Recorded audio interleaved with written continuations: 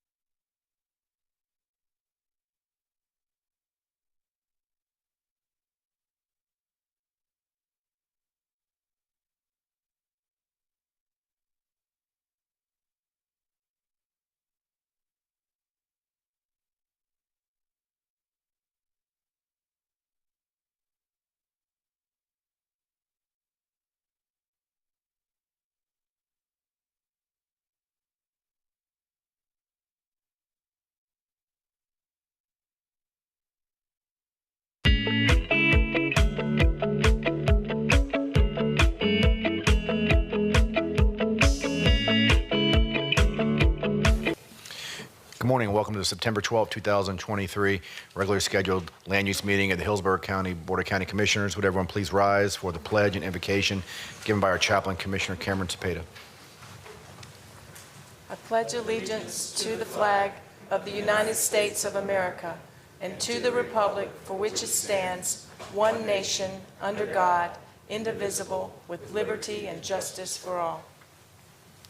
Heavenly Father, we acknowledge you in all of our ways. We thank you for your great love for all of us.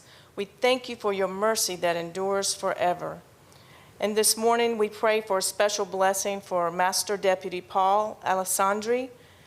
We just thank you that for his many years, of 26 years of serving others, as he's about to retire, we thank you for these many years of protecting his life, and we ask you to continue protecting him, and that he will have a long and healthy life. We pray for all the many others that are retiring here in Hillsborough County this month. We pray for Paula Atkins, Loria Steele, Bethany Smedley, Connie Cassani, Roger Pion, Leslie Hicklin, Marcia Batista, Jalquin Manresa, and Howard Nipper. We pray for a special blessing, that they'll have a long and healthy life, full of joy. And we just ask you to bless this meeting this morning, and we thank you in your holy name. Amen. Thank you, Commissioner Cameron Cepeda. Mr. Grady, you want to review changes to the agenda?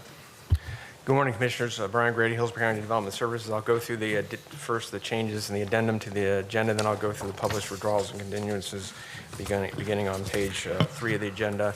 The first addendum is on page 6 of the agenda, item B4. This is rezoning PD 23-0193.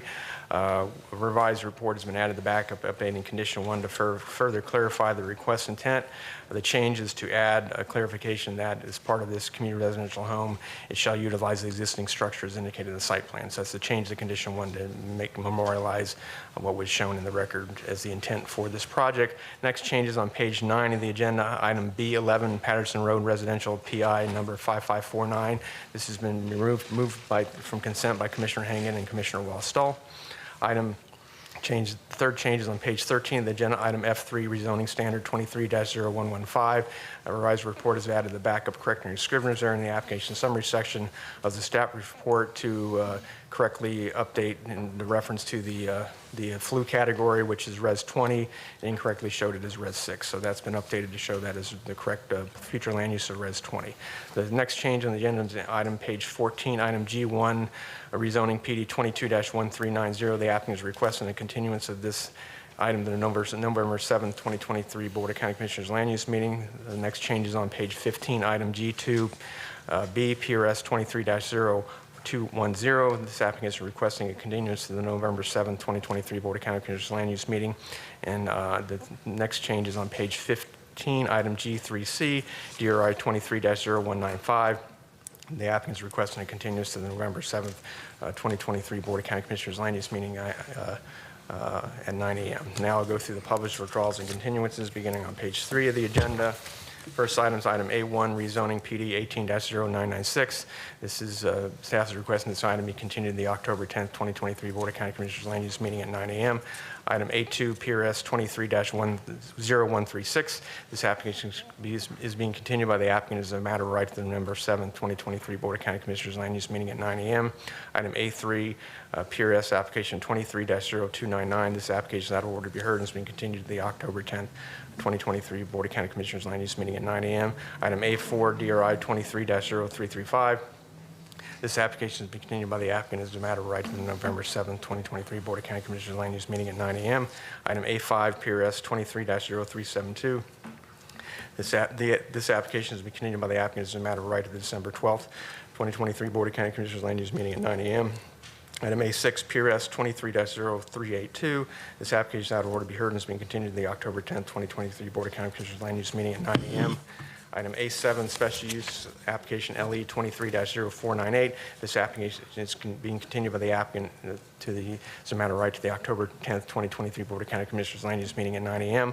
Item A8, PRS 23-0744. This application is continued by the applicant to the October 10th, 2023 Board of County Commissioners Land Use meeting at 9 a.m. Item A9, PRS 23-0767. This application has been continued by the applicant to the October 10th, 2023 Board of County Commissioners Land Use meeting at 9 a.m. Item A10, PRS 23-0789. This application is out of order to be heard and has been continued to the October 10th, 2023 Board of County Commissioners Land Use meeting at 9 a.m. Item A11, rezoning PD 22-0075. This application is out of order and has been continued to the October 10th, 2023 Board of County Commissioners Land Use meeting at 9 a.m. And item A12, vacation petition 22-0019. Staff is requesting this item be continued to the October 10th, 2023 Board of County Commissioners meeting at Land Use meeting at 9 a.m. That concludes all changes to the agenda. Your motion to approve the changes. Move for approval. Motion, Commissioner Myers, second, Commissioner Kemp. Please record your vote.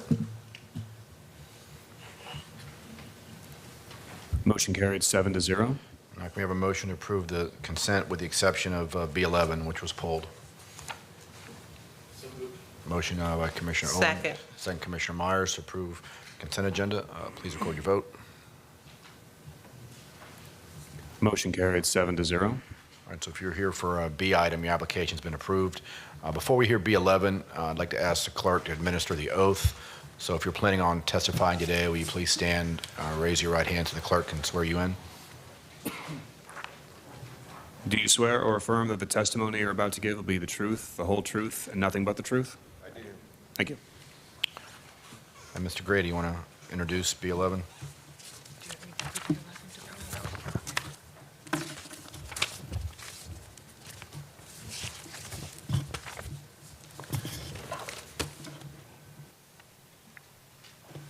Commissioners, the first item on the agenda is B11. This is a Patterson Road residential PA number 5549. The item is to accept the plat for recording for Patterson Road residential subdivision located in section 29 township 27 range 17 and grant permission to the Development Review Division of Development Services Department to administratively accept the accepted improvement facilities outlined in the agenda backup. All right, thank you. Is the applicant here?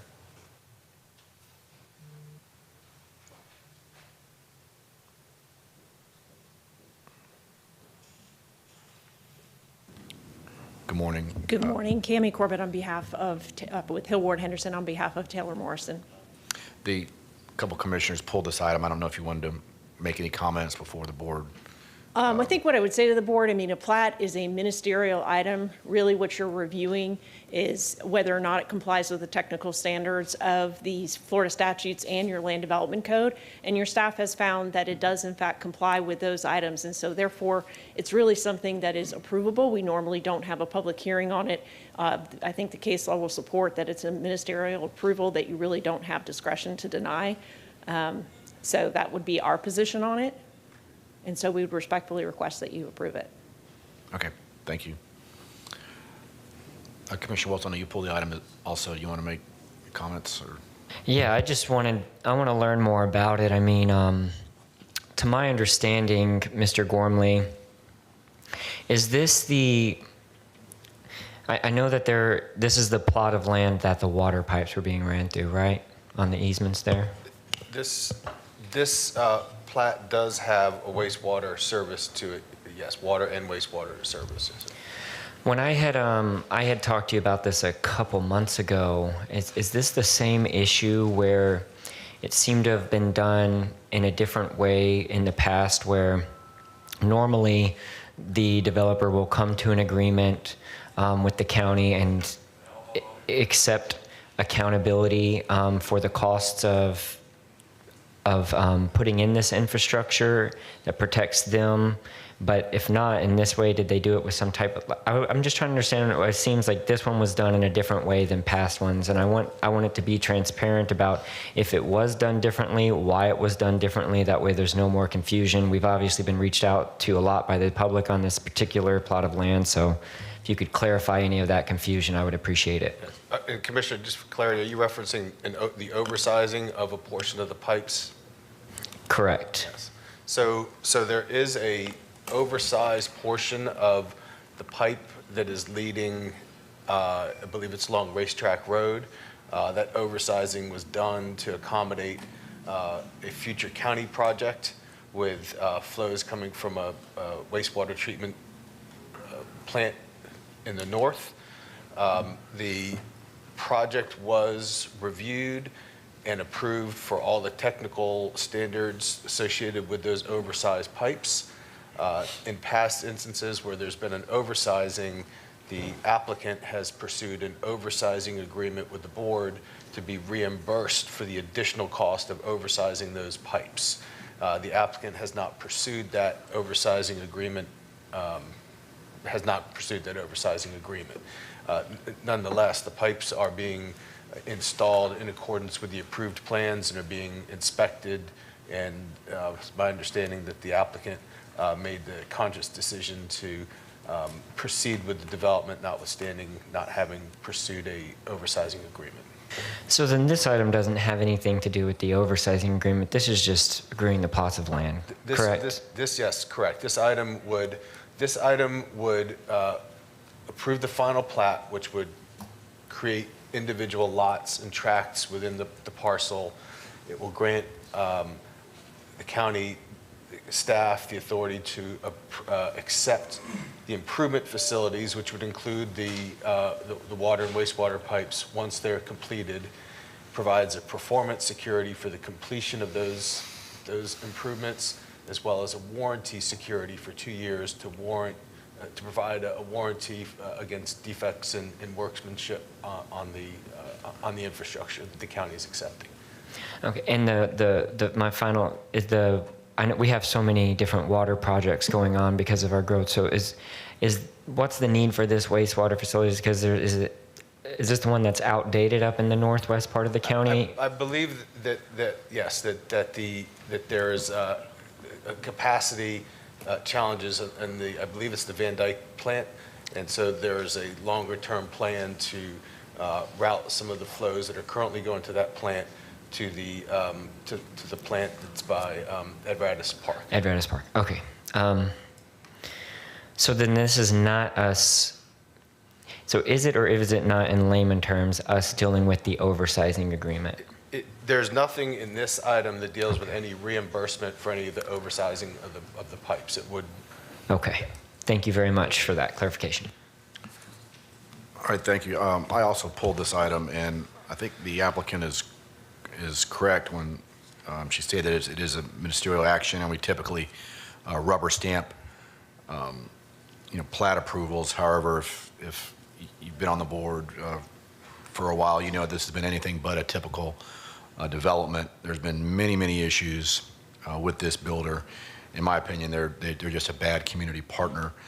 And I guess question, and there's litigation between the neighbors and the builder going on right now that is set for mid-November. So I think theoretically, us approving a plat today, not suggesting we deny it, but approving it today could theoretically result in a reversal of some of the improvements. This could put unsuspecting home buyers in a bad situation. So I guess the question I got for you, Adam, is there anything that prevents us from denying or from delaying the plat acceptance until the litigation is resolved? Or what are your thoughts on that? Well, Chris, I'll say the plat is in order to be accepted. I would agree with the statement from the applicant that there's not been any defects or flaws identified in the plat.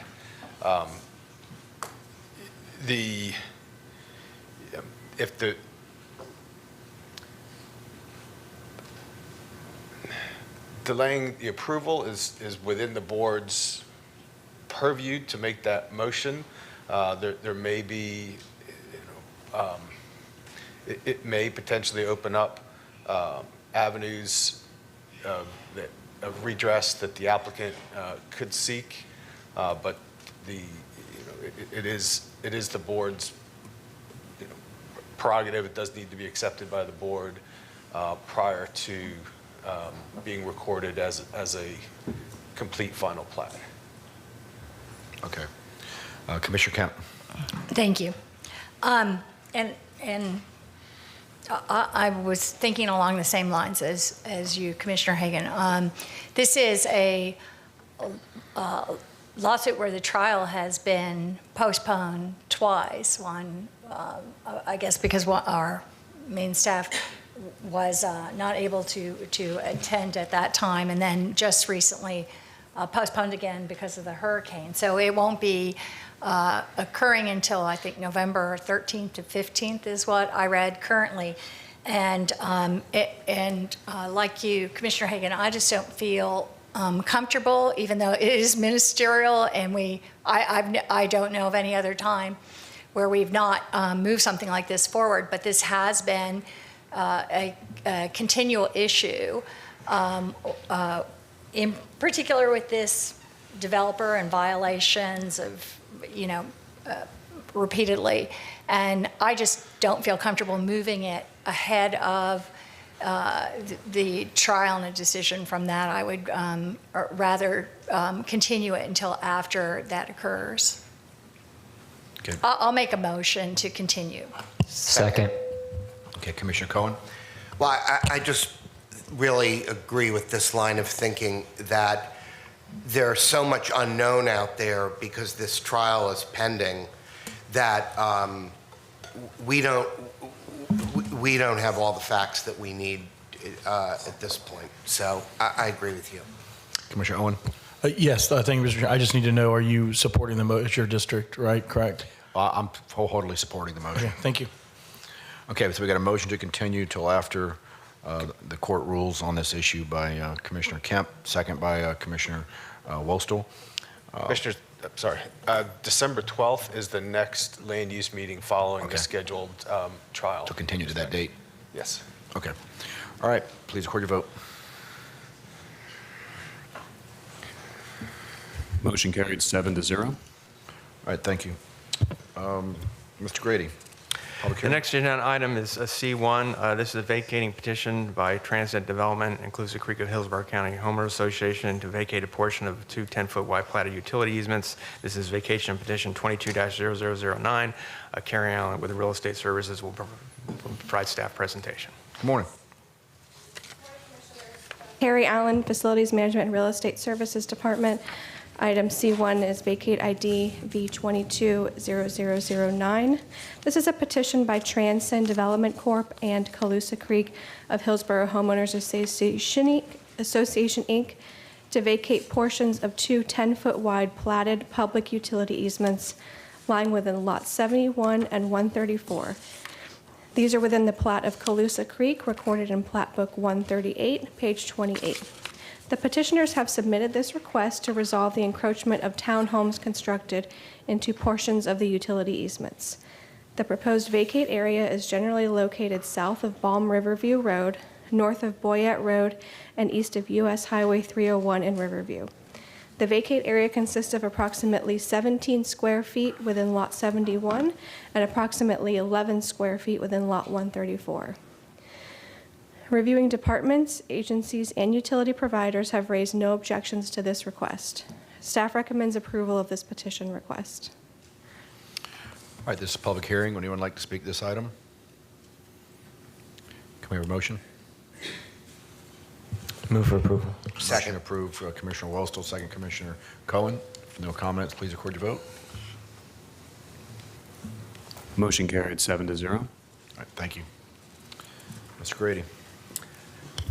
The next item is agenda item E1 is PRS application 23-0510, the applicant's Walmart Stores East LP.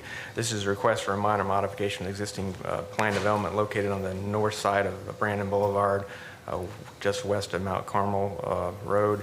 The request is for a minor modification to increase the development entitlements by 7,689 square feet, and also to amend the parking ratio from 4.25 spaces per thousand to 3.98. Staff is recommending approval, subject to revised conditions, and we're available for any questions. Thank you. Is the applicant here? Good morning, sir. Good morning. Yes, this is a project to increase or decrease the parking ratio. Can you identify yourself, sir? I'm sorry? Please state your name. Albert Lopez with CPH. Sorry. Thank you. We're asking a PD modification to decrease the parking ratio to 3.78. We had an addition, what's called in the modern retail world, it's an OGP, it's an online grocery pickup.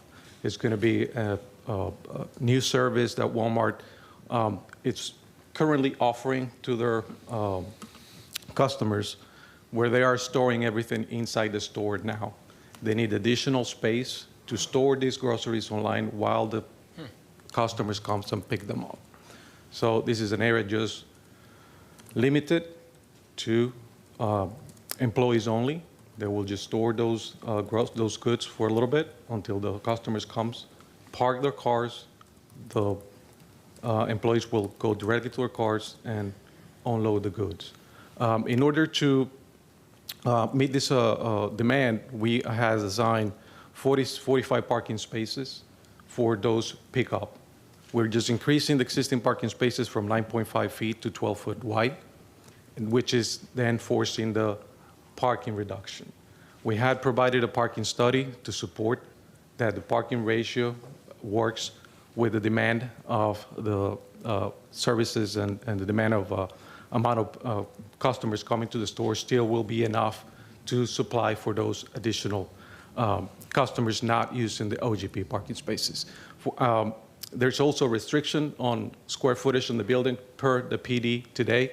There is available square footage on other areas, so we are requesting a change, increase on the square footage for this building to cover for the additional building. And parking study has been provided just to support that. All right, thank you, sir. This is a public hearing. Would anyone like to speak to this item? If not, can we have a motion? Oh, Commissioner Owen, I'm sorry. Yes, and Mr. Gormley, transportation doesn't have any issue with this, correct? We've run that by transportation, obviously. Review, no issues. Yeah, the only, Commissioner Myers, we have shoppers that go here. This is in my district. The only thing I wish you'd add to it is more cashiers in the Walmart line. I'm sick of self-check, but I'll move for approval on this. Thanks. We all. It's here to stay, I think. Commissioner Kemp, do you want to make any comments? Okay, we got a motion to approve. Commissioner Owen, second Commissioner Kemp. No more comments. Please record your vote. Motion carried 7-0. Thank you, sir. Ms. Gormley, to the regular agenda. Next item, Commissioners, agenda item F1, rezoning PD 22-01577. This is a request for a parcel, 1.41 acre parcel that's located on the east side of 78th Street, located between Causeway Boulevard to the north and Progress Boulevard to the south.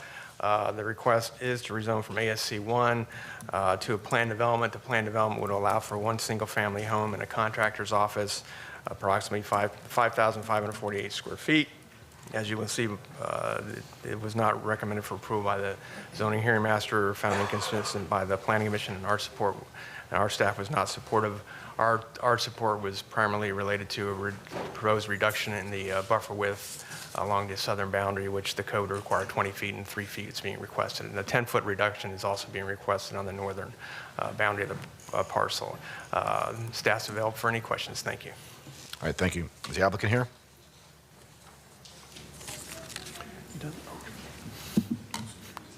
Good morning, sir. 247. What's the name?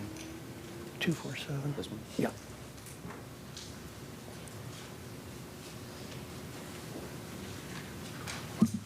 Thank you. Mr. Chairman, Commissioners, Todd Pressman, 202nd Avenue South, number 451, St. Petersburg. Is the PowerPoint up for you? There we go. This is application 22-1577. This is for 247 AC and Heat. These are the company employees here and the families that are involved with the company. It's in the Greater Palm River area near Causeway Boulevard. Property appraiser has it as this piece of this parcel here. Issue is that this is a small business seeking to go to PD to allow one residential unit and a contractor's office with no outside storage. Their operation is like a dispatch. They come to the office, get loaded up, and they go for the day. This is a zoning plan where we have a residential unit in the front, office in the back, about 20 parking spaces. A lot of conditions, which include only interior storage for a contractor's office. The residential home remains residential, no freestanding or wall signage. Exterior of the structure in the front will remain residential. OPEG fence is required on all sides of the property, including the south. All activity is to be interior, and no active mechanical, AC, or heat repairs done on site. They're all done off site. Goal is to look, act, and sound like a mixed-use professional office. You can see in the upper picture how the residential unit looked and the improvement that they've done along 78th at this point. The actual business is very well screened and buffered. As you can see, you can barely see it in 2 pictures from 78th, so it's extremely well buffered. Comp plan is Res 9, which includes commercial uses and offices. Under the zoning map, there's CI and office commercial to the north. To the south, under a PD, is a 7-Eleven and CN uses. 78th itself carries 15,092 vehicles per day. It's a very busy roadway. And under the trip generation, it's a very low amount of traffic. The peak in the AM is 9, peak in the PM is 10. The site does have the test of time as this type of activity. Back in 1995, you can see that the main larger structure is there. Has great buffering. To the north, we tried to get a hold of that owner, but he's been unreachable. It's a little bit of a property that's been left just to its own devices. And critically, commissioners, which you probably didn't hear from your staff report, the owner to the south is in support, and we have a written letter of support from him. Large water body to the rear. So you can see we're extremely buffered, extremely screened all the way around. And that's the letter of no opposition from the owner next door, who's been great to work with. This is the property to the north. Again, we made efforts to try and get a hold of them. There's a variation that is supported to the north in regard to a type B screening, and to the south, which would provide fencing and some some landscaping, and a variation for the driveway, again, in concert with the property owner next door. Locational waiver has to do with everything I've told you already, which is the interior use conditions, residential character conditions, the great buffering and screening I've shown you already, and the dispatch-like operation, how they run this site. Now, importantly, under the Greater River Community Plan, this site is located in a mixed-use business professional office area. So specifically under the community plan, we are in an area that does support or does direct use for what's proposed here. And under that basis of the 78th Street Overlay District specifically notes it's appropriate to plan for the transition of business and professional offices. Also under Greater Palm River Community Plan, improvements to 78th Street are looked for, which I've shown you. They've done a beautiful job on that already. Enhance the community appearance and beautification. And the vision of the Greater Palm River Area Concept Plan illustrates the unique qualities and land uses related to the distinct areas of the community. So the future vision was clearly laid out, which we feel that we meet. Waiver to locational criteria is based upon the elements I presented to you for improved compatibility and the overlay use of 78th, and again, success with the neighbor. What it really boils down to, commissioners, is that we feel that we've done a really good job on compatibility, and not speaking for the staffs. They felt that perhaps we did not do as well with compatibility. But I would sum this up in that this started as a square peg in a round hole. We worked very hard to whittle that square peg into a really nice round circle that fits really nicely in the area. And commissioners, we've sent out 5 notices, plus the big yellow signs. We have had zero comments from anyone in the public. That's a total of 325 notice letters we've sent, and not a single complaint. In fact, we've had support from the immediate owner.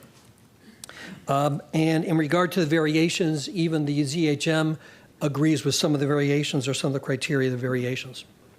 So in summary, the conditions were designed to make the site compatible as a compatible as a residential component is included, along with the buffering I've shown you, the interior use, the low trip generator. We have the test of time over a number of decades. The zoning changes have been occurring in the area, as I've shown you. And we meet, in our opinion, we meet the Greater Palm River Community Plan. With that, I'd like to have a few of the folks here to speak in favor, if I may, Mr. Chairman. Thank you. Are these folks part of the application, or are they just proponent testimony? They're either the applicant or spoke or have letters in the file. Okay, we'll have the applicant speak now, and then afterward, we'll go to proponent testimony. Good morning, sir. Good morning, Commissioners. My name is Chris Eubank. I'm the owner of Air 24/7, one of the owners, I should say. Just wanted to say that we're here looking for a little help. As you can obviously see by our staff, we have a lot of employees and family that are part of our company and part of this location. We've been in business for 5 years in the Tampa Bay area, serving many of customers for their heating and cooling needs. The property, we have done a ton of work to the property to, as Mr. Pressman said, to screen it and make it not look like any type of business activity happens there. We do use it only for a dispatch office. So basically what happens is our guys come in, basically get their stuff and take off out of there. We don't park any vehicles there, anything outside. I think the property looks fantastic as a whole. We're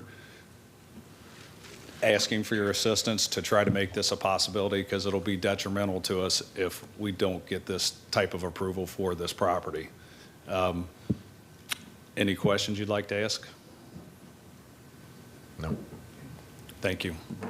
No questions means you did good. Thank you. So, Mr. Chairman and Commissioners, again, this is the family, 247 air conditioning, heating. They all came down here today. I think probably it's a good alternative for them rather than slogging through the 120-degree heat in attics and outside. These are the guys who are on the front lines every day, making sure that everybody's staying cool and everybody's getting response in the hot summer. So with that, we appreciate your consideration. Thank you. Well, thank you. Proponent testimony. Anyone here in support of the application?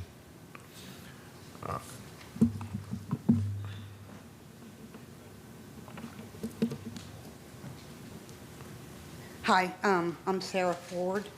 I am one of the employees that works in the office for Air 247, and we're just here asking for your help. We have a lot of families that depend on us, on the company, for a living, and we do take care of a lot of customers. We've never had any complaints at the location we're at. Thank you. Thank you, Ms. Ford.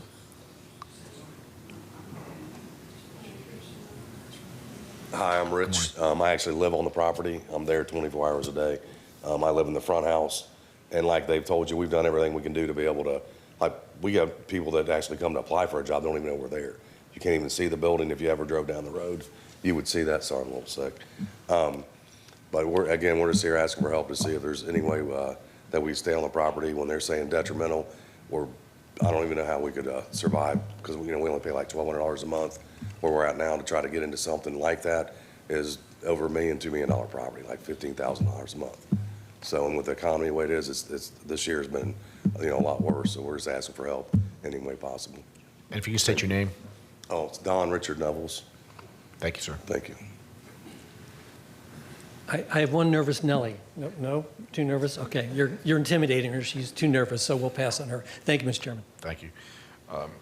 Anyone in opposition to the item? All right, Planning Commission. Thank you, Melissa Leinhardt, Planning Commission staff. The subject property is located within the Residential 9 future land use category. It is in the urban service area and also located within the limits of the Greater Palm River Community Plan. Future land use element policy 1.4 requires that all new developments be compatible with the surrounding area, noting that compatibility does not mean the same as, rather it refers to the sensitivity of development proposals in maintaining the character of existing development. The proposed development is not compatible neither in scale with the character of the area and therefore does not meet the intent of this policy. Future land use element objective 16 and its accompanying policies refer to the need to protect existing neighborhoods and communities, as well as utilize gradual transitions between uses. To the northeast and south is the residential 9 future land use category, and to the west is the suburban mixed use 6, and to the northwest and southwest is residential 6. The area is comprised mostly of single-family residential. The proposed contractor's office would increase intensity in the area and is not considered a gradual transition and is therefore not inconsistent with this policy direction. The property also does not meet commercial locational criteria. The closest qualifying intersection is Causeway Boulevard and 78th Street, which is over 3,700 linear feet away from the subject property. The required distance for this future land use category is 1,000 feet. A waiver has been requested. However, the applicant has failed to submit supporting evidence on any unique circumstances that would support a waiver to locational criteria at this location. Planning Commission staff finds this proposed commercial general use too intensive for the area, and the proposed mitigation is not sufficient to mitigate the potential impacts. Therefore, Planning Commission staff does not recommend approval of the commercial locational criteria waiver. The Greater Palm River Community Plan has a strong desire to balance residential, commercial, and other land uses. The subject site is not located in an area identified for commercial uses. The area is completely surrounded by single-family residential uses. While the applicant proposes to limit the business activity by providing all operations indoors and primarily function as a dispatch office, this type of use is too intensive to be placed in a predominantly residential area, especially one not meeting commercial locational criteria. As such, the request is not consistent with the vision of the Greater Palm River Community Plan.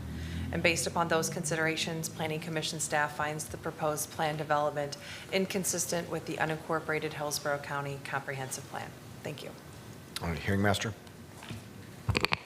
The hearing master considered the applicant's request for rezoning of the property to plan development to allow the existing single-family home and to allow use of the existing 5,000 square foot building as a contractor's office with an enclosed storage area. The applicant is requesting a PD variation to the Land Development Code to reduce the required 20-foot wide buffer with type B screening along the subject property's north boundary to a 10-foot wide buffer with type A screening. The applicant is also requesting a PD variation to reduce the required 20-foot buffer with type B screening along the subject property's south boundary to a 3-foot wide buffer with type A screening. The ZHM also noted that the applicant is requesting a reduction of parking spaces required from 30 parking spaces to 20 total, of which one would be a handicap space. While the zoning hearing master did not object to these requests for variations and waivers, the zoning hearing master did explain the non-support recommendations filed by Planning Commission staff and the Development Services staff. Ultimately, the zoning hearing master's request was for denial of the application. All right, thank you. Commissioner Myers? Thank you, Mr. Chair. First, let me thank the employees for coming down because it is extremely hot right now, and I know you all could be servicing our residents with the AC unit now. One of the things I would like for us to make an exception to the rule when it comes to our small businesses. I know our plans really don't address small businesses, and I know we have 3 denials, but I'm going to make the motion for approval. Second. I'll stop there. Get a motion to approve Commissioner Myers, second by Commissioner Kemp and Wostel. Commissioner Cameron Cepeda? I just seconded that one. I'm in agreement, definitely in favor with the applicant, and I just seconded that one. So. Okay, thank you. Commissioner Kemp? Yes, I also find this to be, honestly, it's more what I'd like to see is mixed use. It's a long, narrow lot. The back of it would not be being used for anything. So it's not the best use of it, but that it kind of grew organically here. And I had a question. So right now, I know that business exists right now. Is there 30 spaces now and they're reducing to 20? Can anyone answer that? I thought I just heard that. Or was I?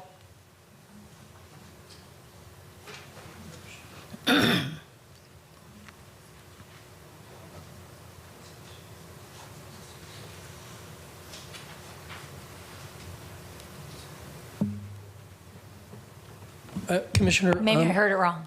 I'm sorry? Maybe I heard it wrong. I was just trying to. We are asking for reduction for parking. Yeah. Currently, there's no delineated spaces in the rear where 20 spaces will be added.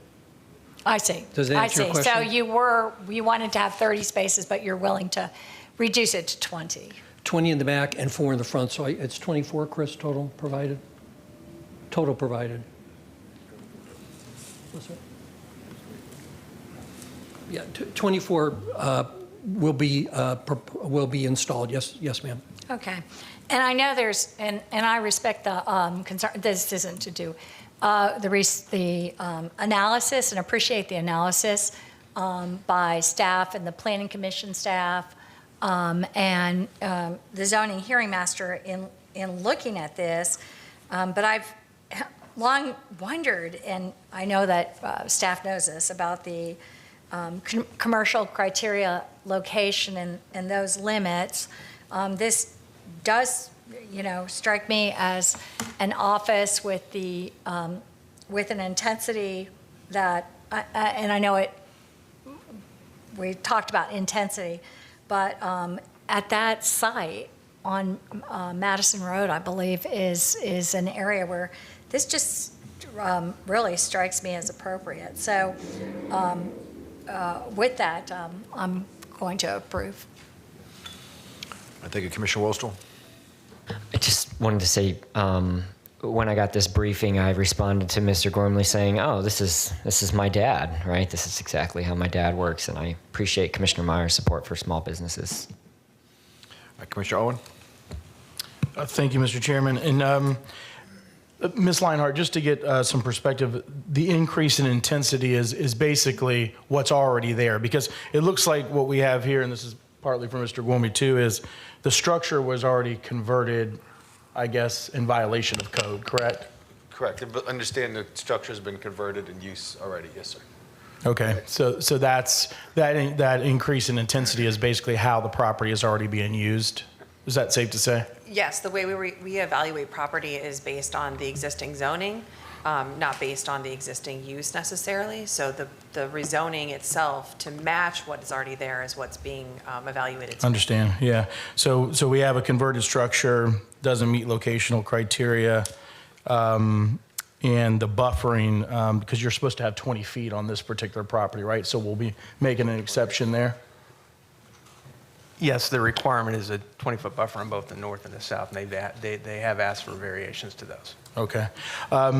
Yeah, and I weigh the ZHM Development Services and Planning Commission very heavily. When I see the trifecta, I get concerned. The one thing I probably weigh a little heavier is the district-specific commissioner, and I understand she made the motion. But I do think we need to be cognizant as a board on these type of properties whenever someone, say, jumps the gun and converts a structure without following the rules. But I certainly don't want to get in the way of small business. These folks here, there's no opposition as well, so I'll be supporting the motion. Thank you. All right, we got a motion and a second. Please record your vote. Motion carried 7-0. Thank you. Next item. Commissioners, the next item is agenda item F2 is rezoning PD 22-1688.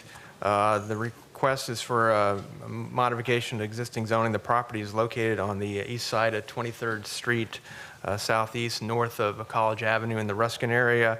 The parcel is 2.62 acres, and the request is rezoned from the AS1 to a planned development to accommodate professional services and a health practitioner's office of 28,531 square feet. Staff is recommending approval. Planning Commission found it consistent, and the hearing officer is also recommending approval. And we're available for any questions. Thank you. All right, the applicant here.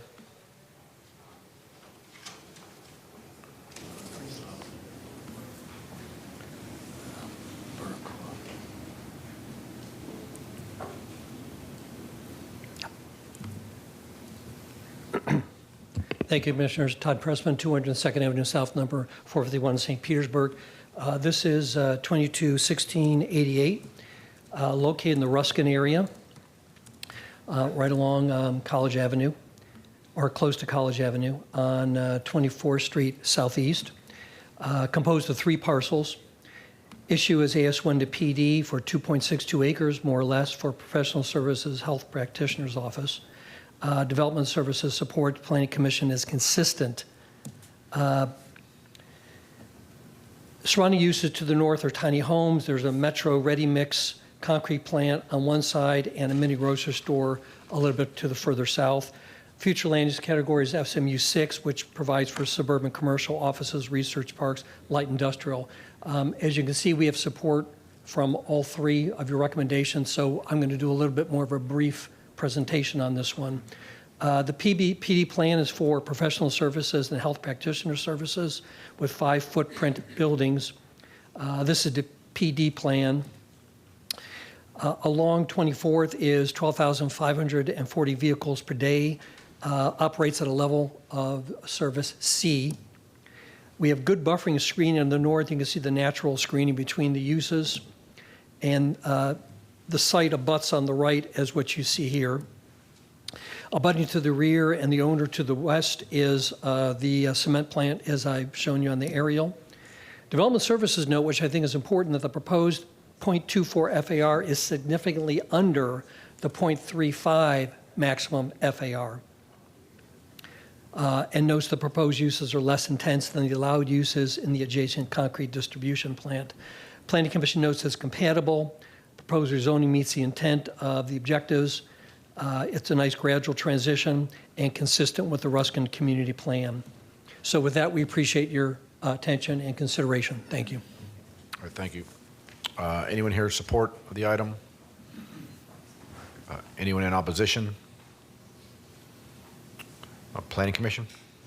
Thank you. For the record, Melissa Leinhard, Planning Commission staff. The subject property is located in the suburban mixed-use 6 future land use category. The site is located within the urban service area, and it is also within the limits of the Ruskin Community Plan and the South Shore Area-Wide Systems Plan. The intent of the SMU 6 future land use category is to allow for uses that are urban and suburban in intensity and density. The applicant is requesting 28,000 square feet of professional services and health practitioner services. Office uses in SMU 6 are limited to a 0.35 FAR and are also not subject to commercial locational criteria. With 2.62 acres, the site can be considered for up to 39,944 square feet of office uses. The proposed 28,000 square feet, which calculates to a 0.24 FAR, is below the maximum that can be considered in this category for an area of this size. Therefore, the request is consistent with the type of development planned for and expected in the SMU 6 future land use category. The proposed change for office uses is compatible with the existing character of development in the area, as the current development pattern contains other non-residential uses directly to the east of the subject property. In addition, the applicant is meeting all buffering and screening requirements, which will help to mitigate the proposed use from the existing mobile home park to the north.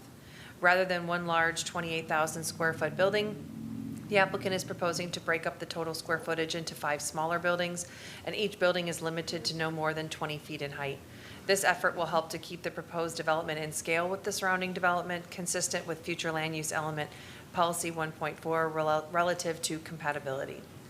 The proposed rezoning meets the intent of the neighborhood protection policies that modify future land use element objective 16. The applicant is proposing a 20-foot buffer along the northern boundary adjacent to residential, which is consistent with future land use element policy 16.1. The applicant is also proposing complementary office uses with transportation and pedestrian connections to the south and north, which is consistent with policy 16.3. The site is located external to established and developing neighborhoods, which is consistent with policy 16.5. The proposed plan development is also consistent with the Ruskin Community Plan, which seeks to provide opportunities for business growth and jobs in the Ruskin community. Specifically, the community plan envisions having appropriate land uses zoned for office and light industrial development. The proposed office uses are consistent with this vision. Based upon these considerations, Planning Commission staff finds the proposed plan development consistent with the unincorporated Hillsborough County Comprehensive Plan, subject to the conditions proposed by Development Services. Thank you. Hearing Master. The zoning hearing master considered the proposed rezoning of the subject property, which consists of approximately 2.62 acres and is designated SMU 6 on the future land use map, currently zone AS1. The general area surrounding the subject property consists of a mix of residential, commercial, and manufacturing uses. Adjacent properties include a parcel zoned PD, ZC, and developed as a tiny home community to the north, property zoned M and developed as a cement manufacturing plant to the east and southeast, an undeveloped parcel zoned AS1 that is owned by the cement company to the south, and 2 parcels zoned CG and developed as a neighborhood grocery store and barber shop further south, as well as property zoned AR and developed with residential uses to the west across Southeast 24th Street. Again, the applicant's request is for a rezoning of the property to PD, which would allow for 28,000 square feet of professional service and health practitioners' offices. Development Services Department staff found the proposed PD rezoning to be compatible with the surrounding properties and in keeping with the general development pattern of the area, and approvable subject to the conditions proposed. As you've heard, Planning Commission staff has also found that the proposed rezoning would allow development that is compatible with the surrounding development pattern and with the comprehensive plan. The zoning hearing master therefore recommended approval. Commissioner Owen. Thank you, Mr. Chairman. Yes, this is my district, and I'm glad to see this project. This is, as South County continues to grow, we need more health professionals in that area. My constituent that reached out, Mr. Gormley, there was an issue, I think, on a drainage concern but we've assured that individual, right, that that's something that we have to remedy before we even get off the ground. So that has been, yeah. Yes, Commissioner, there is a drainage easement across this site. Once the site is developed, it will go through a stormwater review, and that review will entail assuring that there's no detrimental impact and that the rate of flow doesn't increase because of the post-development. That will be an opportunity to look at that existing situation. Very good. Move for approval. Second. We got a motion to approve. Commissioner Owen, second Commissioner Wostel. For no comments, please record your vote. Motion carried 7-0. F3. Thank you, Mr. Chairman. Thank you, Commissioners. Next item, agenda item F3, is rezoning standard 23-0115. It's a request to rezone a .55 acre parcel on the east side of Teresa Street, which is located in the Town and Country area, west of Webb and north of Hillsborough Avenue. Again, the request is rezoned from RSC 6 to RMC 20, which is a multifamily zoning district. The comprehensive plan is Res 20, and based on the surrounding development pattern, which contains existing RMC 20 uses in the immediate area, staff is recommending approval of what's found consistent by the Planning Commission, and also the hearing officer is recommending approval, and staff's available for any questions. Thank you. All right, thank you. I believe the applicant is on virtual. Yes, sir. Good morning. Good morning. My name is Dilip Agarwal, and I'm the principal for Buisel Investments Corporation. I was the one who submitted this application. If you look at the current zoning all around this lot, they're all R20. So this lot was never sold in the last 50, 60, or 70 years. And I was just applying to rezone it from RSC 6 to R20. And we have all the necessary waivers from all the different departments, and everyone has given the clearance to move forward with this rezoning.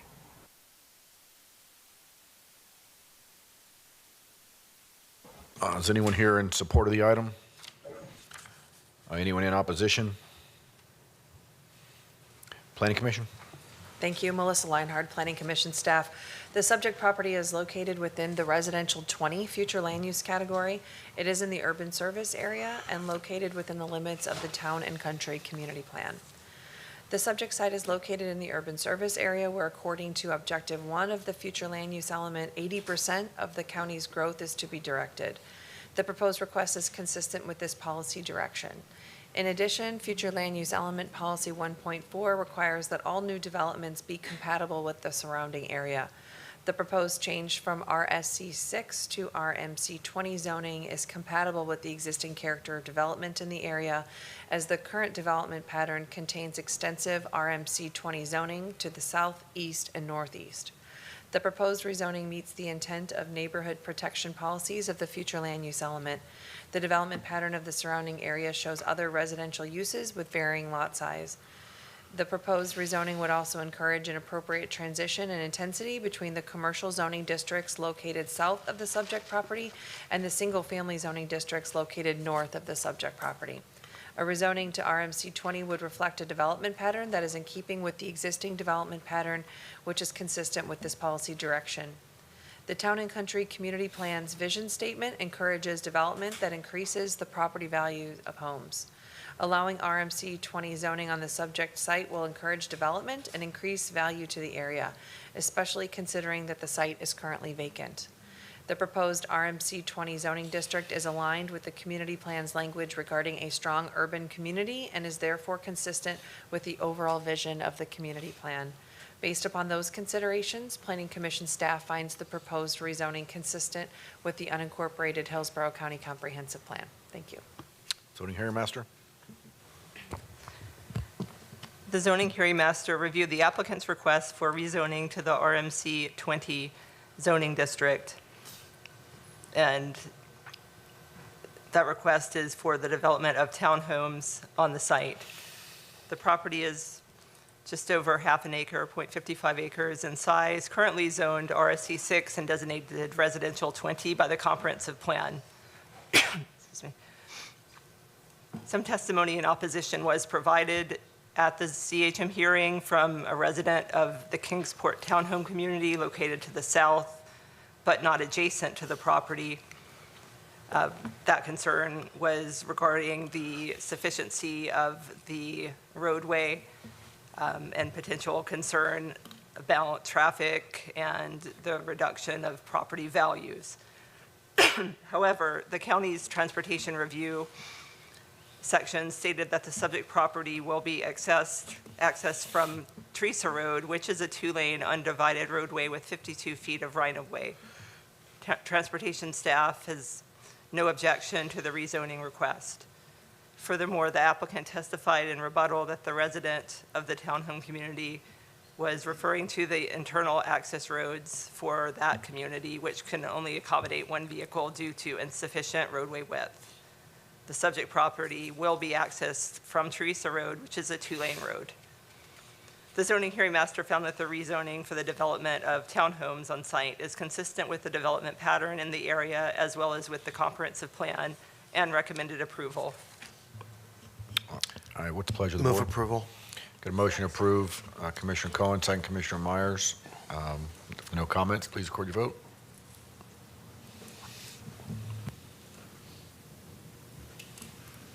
Motion carried 7-0. F4.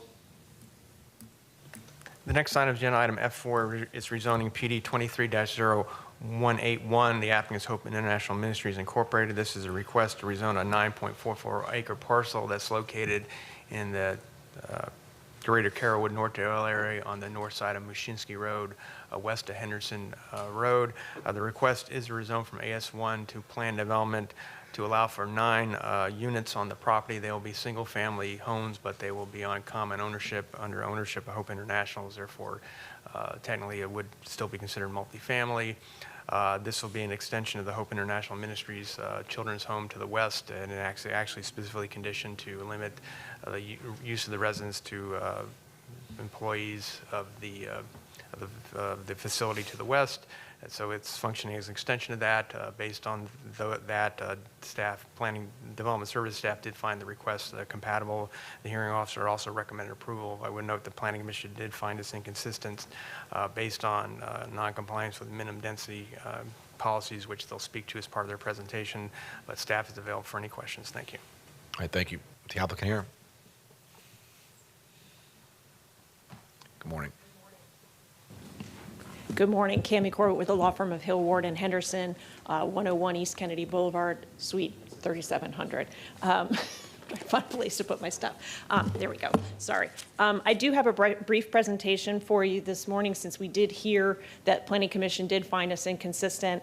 I have the pleasure of representing Hope Children's Home. They are a private, not-for-profit school that is Christ-based and Bible-based. It's a children's home and a school. They do not accept any money from any federal, state, or local government. They're fully privately funded, Commissioner Wustel. And to further introduce you to Hope, I'd like to play a brief video, or have upstairs play a brief video. Cammie, can you please confirm that that video was shown at ZHM? It was, and it's noted in the clerk's record, and it's the same video that I sent to you yesterday. Thank you.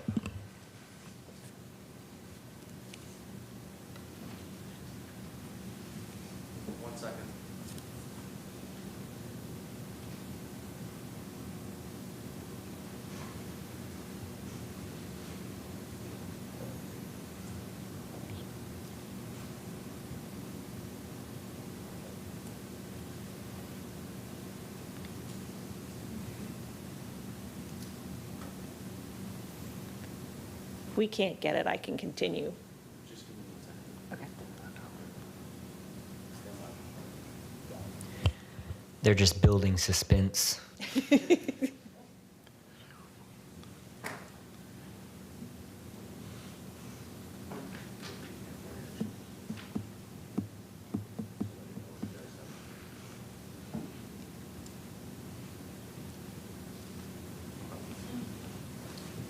going to play it from here.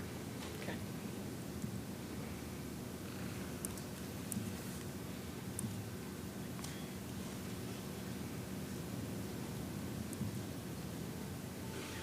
The world was supposed to be a happy place. Hmm? Yes.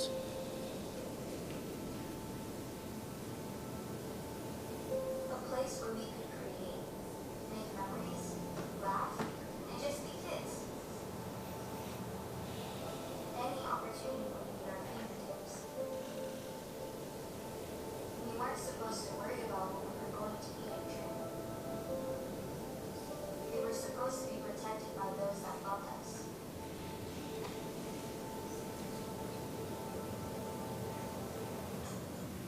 Or at least, that's what we believe. That's that moment.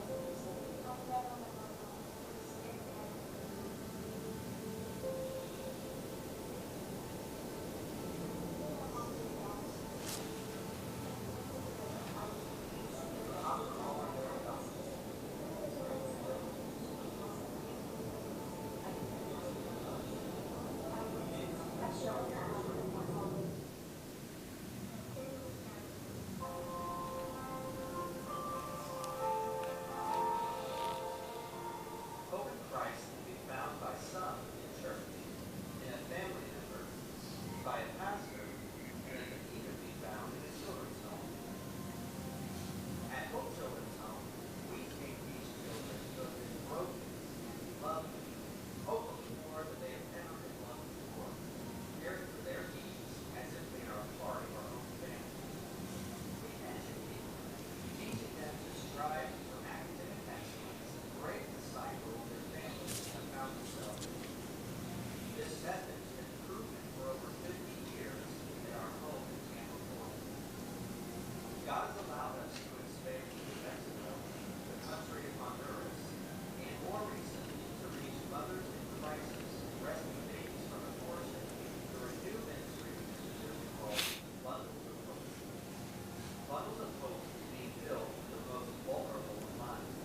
We plan to give women an alternative choice by allowing her to place the baby with Bundles of Hope while she makes necessary life changes, so that they will, in time, be able to be reunited again. We have an eternal call to help and serve children who have been so deeply hurt by the world that their faith, humanity, and God is non-existent. It's our mission to rescue the abandoned, confused, and hopeless child and to show them the love of Christ, to introduce them to the one who can make the broken. We are raising a new generation, the generation who believes.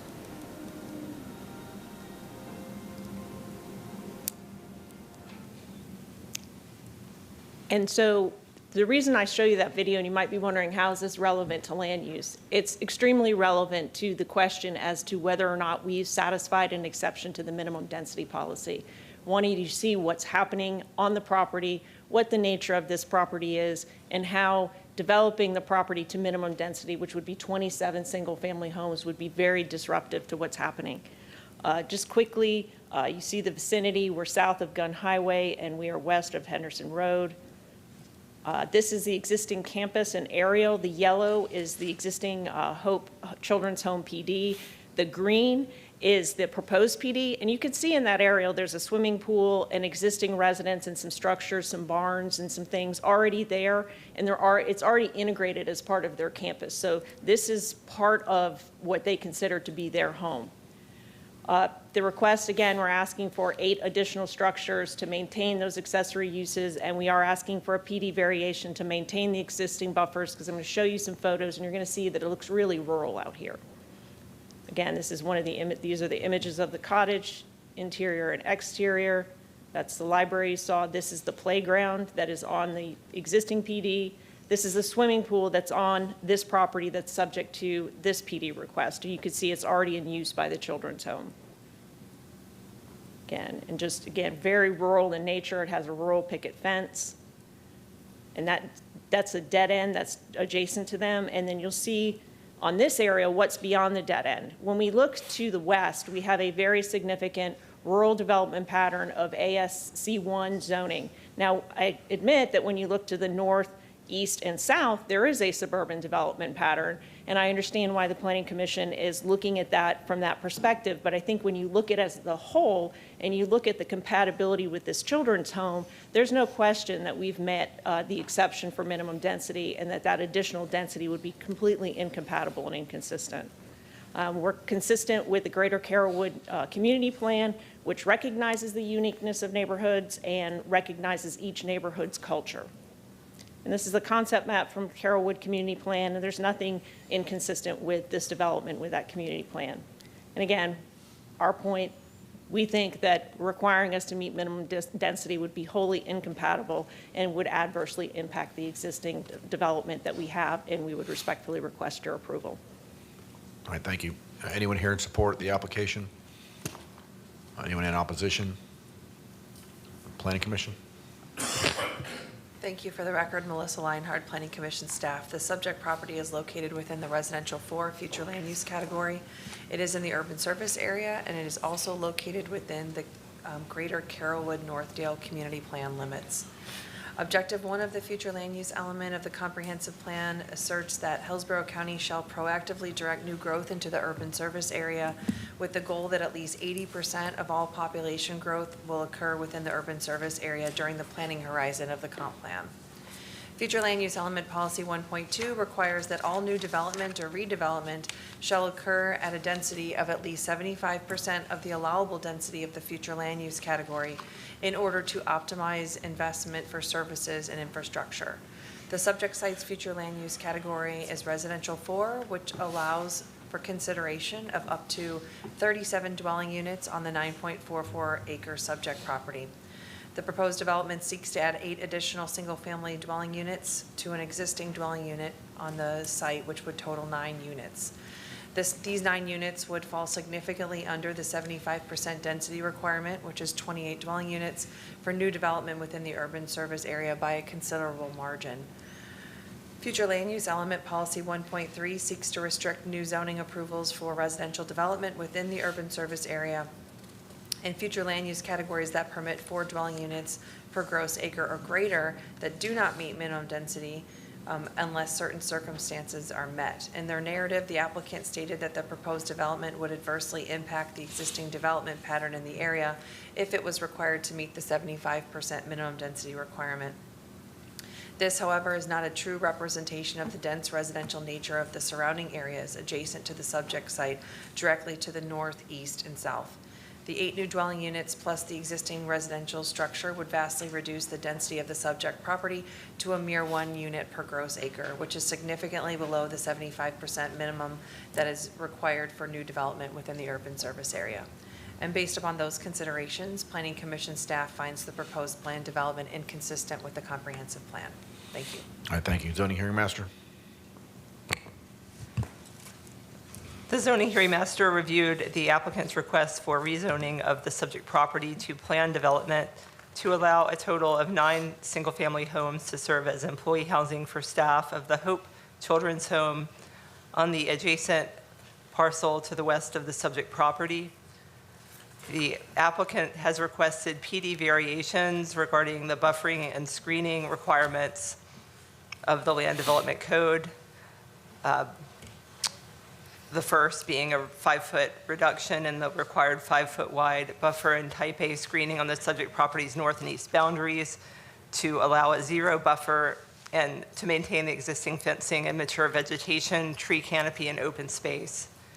Additionally, the applicant is requesting a PD variation to the Land Development Code's buffering and screening requirements for a 10-foot reduction in the 10-foot wide buffer and type A screening on the subject property's west boundary to allow a 0 buffer and maintain the existing mature tree canopy, mature vegetation, tree canopy, and open space.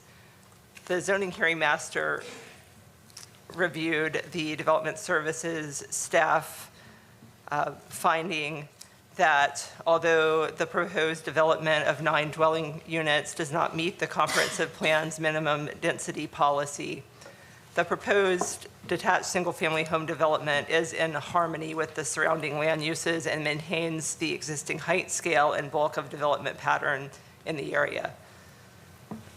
Staff, the Development Services Department, found the plan development is intended to exclusively serve the institutional use to the west of the subject property, which results in the continuity of the existing land use and visual character of the area, and does not create additional landscaping, lighting, noise, odor, or architectural impacts. The zoning hearing master noted that Development Services has found the rezoning compatible with the surrounding properties and in keeping with the general pattern of development in the area, and has recommended approval subject to conditions. The zoning hearing master concluded with a recommendation for approval of the PD rezoning request subject to the conditions set out in the Development Services Department staff report.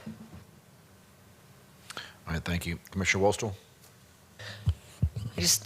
Poor Ms. Leinhard probably has that section memorized. I mean, I've only been here 9.5 months. I mean, I almost can't go a land use meeting without you having to repeat this density. So I hope that when we're going through all of these rework of things that we're looking at this density section and objectives, and it seems like it's becoming a bureaucratic nightmare in a certain regard, and they had to hire, I'm sure, an extremely fairly priced land use attorney to come here for something I don't even see as necessary, and it's probably something we need to review, so thank you. Thank you. Commissioner Owen? Thank you, Mr. Chairman, and thank you, Cammie, for representing them. I know it's probably not one where you're making a windfall of money. This organization is wonderful. I just wish, and they would expand to East or South County. I would love to have an organization like that out there, especially for what they stand for. And obviously this isn't my district, Commissioner Hagan, but I really think that this is a great expansion. Now, the only thing I saw on here, Cammie, you said eight additional properties, but I'm showing 9 on my notes. Is that right? I just want to make sure that the record's right. There's an existing home on site, so it's in addition to the one Gotcha. that's there. Very so good. it's 9 total. Yeah, and this is a dead-end road too. So I mean, the traffic impact, and these are folks that are going to be working for Hope. That's why they're creating this. It's an extension of their facility in essence. Right. Yeah, very good. Thank you. Thank you. Commissioner Cameron Spada? Yes, I'd just like to say I'm so thankful that we have an organization like this in our community that are really helping, the hurting hearts of these little children. I'm so thankful for this. It's just amazing. I didn't even know about that organization. It's just wonderful, and I would like to make a motion for approval. Okay, we got a motion approved. Commissioner Cameron Spada. Second, Commissioner Wolstel. Commissioner Cohen? Thank you very much. And it is, I think, in most cases, not appropriate to consider the mission of an organization when you're making a land use decision. But in this case, I think the counsel for the applicant did do a good job of explaining why this type of structure makes sense on this property. And I guess that gets me to the larger point. You know, I respect the fact that the staff has to, and the Planning Commission, have to make narrow judgments within the confines of the direction that our policy gives them. But what makes our system, I think, work so well is that we as a board have the ability to be a little more creative and a little bit more open-minded when we look at these applications. So when we look at something like this, we can understand why, and we can you know, apply the judgment we've been given to look at why it makes sense to allow something under the density, just like in the one before this, where we looked at the totality of it and what the use was going to be, and we were able to see that it was appropriate. So I'm also going to support the motion. I just want to say to the staff that it doesn't mean that we don't have confidence in your judgment. It means that we're simply using the judgment that we are given to come to a different result. Commissioner Kemp? Yes, and thank you for saying that, Commissioner Cohen, because I think it's important for staff as well, as even I mentioned in the earlier piece. I appreciate the analysis, and it gives me a thoughtful look at what the policies are and a little bit of extra thought about why they were put in place and what they do and how they use our resources. I talk about the urban service area a lot and density in terms of that, because what we're doing is being able to use infrastructure that's in place, and it's a massive problem for the county that we don't have infrastructure in place for a lot of it, and even in the urban service area, appropriate infrastructure in place and extending beyond it. So I think the density is an important point, and I, of course, will be supporting this. I mean, but I appreciate Commissioner Cohen, you pointing that out, because I just think it's there's a lot of thought. It's made me think more when I look at something about how we do it and consider about what it will be for the future. So I think that's important, and appreciate the staff analysis. I just want to thank all the board members for all of your comments, particularly Commissioner Cameron Cepeda's remarks. I've toured this campus a number of times through the years, and I got to tell you, I've heard many of the stories, and they bring tears to your eyes. I mean, they really do, and they are doing remarkable things there. This is a beautiful rural campus. In addition to some of the amenities they showed, they got an unbelievable indoor basketball court, and I'm surprised they didn't show that as well. But no, I'm very proud that we're going to approve this unanimously. And again, in all my time in office, never had one complaint about this organization or school, not one. So I think that's a testament to the great work they're doing. So I'm very pleased to support the motion. Please record your vote. Motion carried 7-0. All right, thank you. Next item. Commissioners, the next item is agenda item F5. This is rezoning PD 23-0257. This is a request to rezone a 2.5 acre parcel that's on the north side of Bloomingdale Avenue, just west of the intersection of Bloomingdale and Providence Road. The request is to rezone from ASC 1 to a planned development for a 100-bed community residential home, which would be an assisted living facility. Per the site plan, again, this is a proposed site plan. I will note that per the requirements for a community residential home, there is a requirement for a 500-foot separation from residential single-family zoning districts, which would be to the north of that. Staff is supportive of that waiver, given the fact that the parcel to the immediate west is a planned development that's Res 20 in the plan is permitted and being constructed with multi-story multifamily. In addition, the applicant is proposing an increased setback and increased buffer along the northern boundary. They're providing compliant buffering and screening to the east and west, but they have also asked for relief from requirements for additional 2-to-1 setback for structure height for 2 foot for the 2-story structure. Staff supportive of that given the surrounding development pattern and given the proposed site plan. Therefore, staff is recommending approval. It was also found consistent by the Planning Commission, and the hearing officer is also recommending approval. Staff's available for any questions. Thank you. All right, thank you. Is the applicant here? Good morning again.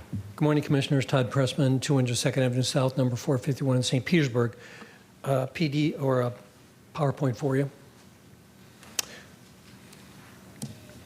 We're located in the Brandon area. Property appraiser has it shown in the red lines here. We are located just north of State Route 60. Seeking a type C community residential home with a 100-bed maximum. This would be an assisted living for senior citizens and disabled folks needing assisted daily care, 2.49 acres. So it's the type of use that would have a common dining room that all the residents would use. Transportation is provided and daily living support is provided. Nurse provides some care and license through ACA. Development Services notes in harmony with the intent of the LDC. Planning Commission also finds it consistent. You can see the project site here in red. The applicant owns the property in front, as you can see, which is highlighted in yellow, next to a auto repair and Walgreens. And to the east is the Summerall Apartments, which is being constructed at the moment. So access would be through the applicant's ownership of the property on, I'm sorry, I said State Road 60, it's Bloomingdale Avenue. And the side street is Providence. Dr. Narani is one of the best primary care doctors in Riverview area. She's been in practice for 20 years, has had a lot of training in hospice care. She's predominantly been servicing over 65-year-old persons, which would now include myself, and accomplished a lot of nursing home and assisted living work throughout her career. She's a primary care physician, received her medical degree, and completed a residency in family medicine in Pennsylvania. So we're in the SMU 6 future land use category, which includes suburban commercial, offices, light industrial. It supports this use and many more uses. We're seeking a flex a little bit from the east side, which will allow us to increase the density a little bit. That's just part of the zoning. And zoning, as you can see, is mostly PD, but as I've shown you, it's commercial intensive and also multifamily density coming in by the project to the east. Approved 4-story apartments, which is higher than what will be, and single-family homes to the rear. According to our peak hour, it would be 26 additional trips, and a detailed traffic analysis was actually not required because the trip analysis, the trip amount would be is too low for the ALF. So one of the nice facets of the ALFs is a very low trip rate. In fact, as I work with them, they wish there was a higher trip rate that more people would come and family would come and visit them during the week. So this is the proposed PD plan. It comes in a number of parts. In the rear is a 35-foot buffer. Screening is 10-foot type B, or the natural growth that's left, which is much larger and denser. I'll show you in a minute. And then we're providing a 108-foot building setback that we call a passive activity area. That's done specifically for the single family that's on the other side. In the middle is the building area, which would be the assisted living facility, and in front of that would be the vehicular area of circulation and drop-offs. And then again, their existing offices for medical is located directly in the front. There are a long list of conditions in terms of how the building will look. And these are very specific, laid out by your staff to be sure that it remains and entails itself to be of residential character. Abutting approving on the west. So to the west is a 4-story multifamily, 210420. They've begun construction on that. We will be lower than that. And They're providing a 60-foot rear setback, where we're providing a number of times more greater setback than what's being placed in next door on the west. On the east side is 2 residential structures with very significant setbacks, 128 feet to 1 residential structure, and 174 feet to the residential structure, and there's a small accessory unit that's a little closer. So this is the rear existing buffer, as I've indicated in the conditions. It's either what the county provides, which is many, many, many times less than this. So we have the option to either leave this, which of course we want to leave. So it's a nice, dense, thick, high buffer, much more than what's required by the county. This is another shot of the other side of the rear buffer. Mr. Rady went through the buffers, which are all supported by the staff. And the height requires 2 additional setback for every foot over 20, and supports on the west side that we're closer because it's the multifamily at 4-story. That's an easy element to support. And Mr. Rady went through some of the variations on the buffers as well, which are supported by the staff. On the west, there's no buffer, again, because the abutter is 68 feet away, and they're installing significant screening. And to the north, we provided substantial distancing and landscaping, as I've shown you. Planning Commission notes we're compatible, and that it's a good transition between the uses located in the south and the residential uses. The request also meets the intent of the Brandon Community Plan, which seeks to concentrate density in the urban area. We did host a community meeting. We had 5 residents show up. We noticed 32 residents. 59 homeowners were notified at the 500-foot radius. There was a very good meeting. We didn't have any opposition from that meeting, and as I last checked the record, we've had absolutely 0 calls or letters or any of concerns from neighbors that we are aware of. So with that, this is a use that generates low trips. Needed in the area. This is the kind of place that we want to have our mothers, fathers, grandmothers, and grandfathers. This is where we'd like them to be, in new residential-like settings that are in a residential area, not in sterile commercial areas, and uses support for assisted living, for meals and assistance and transportation and things of that nature. So with that, we appreciate your consideration and support, consideration and review. Thank you. Is anyone here in support of the application? Anyone in opposition? Planning Commission? Thank you, Melissa Leinhard, Planning Commission staff. The subject property is located in the suburban mixed-use 6 future land use category. It is in the urban service area and also within the limits of the Brandon Community Plan. The proposed rezoning meets the intent of future land use element policy 1.4 relative to compatibility of the request with the surrounding area. The subject site is adjacent to single-family uses to the northwest and east. Heavy commercial uses are adjacent to the southwest, and light commercial uses are adjacent to the south and southeast. The proposed rezoning is compatible with the existing development pattern, as it provides for an adequate transition between the intensive uses located south and the residential uses located to the north. The provided buffering and building placement will also help ensure compatibility with the nearby single-family residential uses. The applicant requests a flex of the residential 16 future land use category located to the west on approximately 1/4 of the subject property.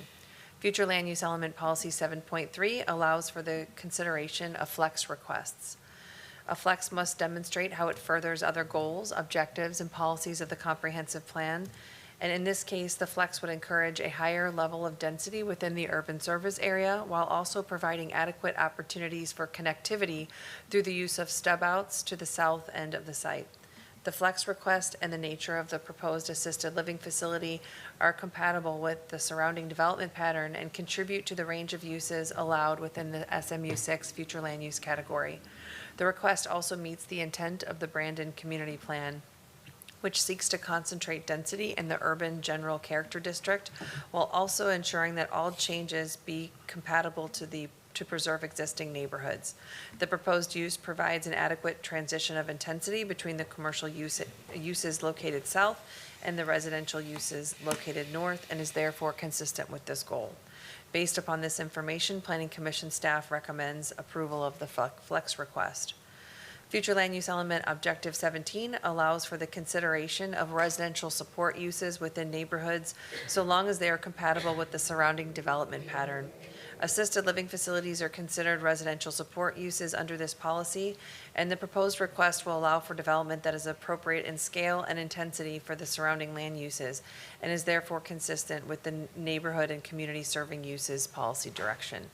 Based upon those considerations, Planning Commission staff finds the proposed plan development consistent with the unincorporated Hillsborough County Comprehensive Plan, subject to the conditions proposed by Development Services. Thank you.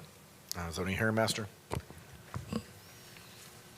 The zoning hearing master considered the applicant's request to rezone the subject property to planned development to allow development of a community residential home type C with a maximum of 100 place residents. The applicant's site plan shows the proposed community residential home will consist of 2 stories with a total of 27,265 square feet and will be a maximum of 35 feet tall. The zoning hearing master summarized the waivers from the Land Development Code that have been requested by the applicant associated with this plan development. The first is a waiver of the requirement that a type A community residential home not be located within a radius of 500 feet of an area of non-agricultural single-family zoning. Additionally, the applicant has requested a PD variation to LDC Part 6.06.00 regarding buffering and screening. Additionally, there has been a request for waiver of Section 6.01.01, which provides for structures with a permitted height greater than 20 feet must be set back an additional 2 feet for every 1 foot of structure height over 20 feet. The zoning hearing master reviewed the waiver and variation request and found them to be supportable. Furthermore, the zoning hearing master summarized the recommendations of the Development Services Department staff, which found the proposed PD rezoning to be supportable based on the conditions proposed by the applicant. The Planning Commission staff, as you heard, is also supportive of this proposed rezoning. The zoning hearing master concluded that the request for PD rezoning is supportable, recommended approval, and concluded that the request was supportable in connection with the comprehensive plan and land development code. Commissioner Owen. Thank you, Mr. Chairman. Mr. Pressman, on this, so and I just want to clarify, this is a highly unimproved road, Bloomingdale, just to let everybody know. We got to be very careful on approving high reses on this road. I know it's this is your district, but I still get the phone calls, I think, because it's new in your district. So the ingress and egress as to this, so will Providence have access to this as well as Bloomingdale? Or how's it? I know Hancock Tires is next to it, and then we got a Walgreens, and then a townhome community behind that, and then Winthrop up front. I just want to make sure I have that right on the ingress and egress here.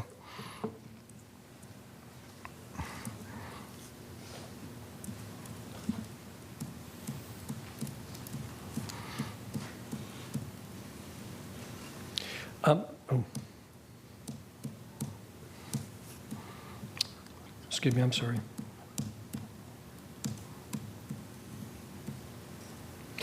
Access is on Bloomingdale.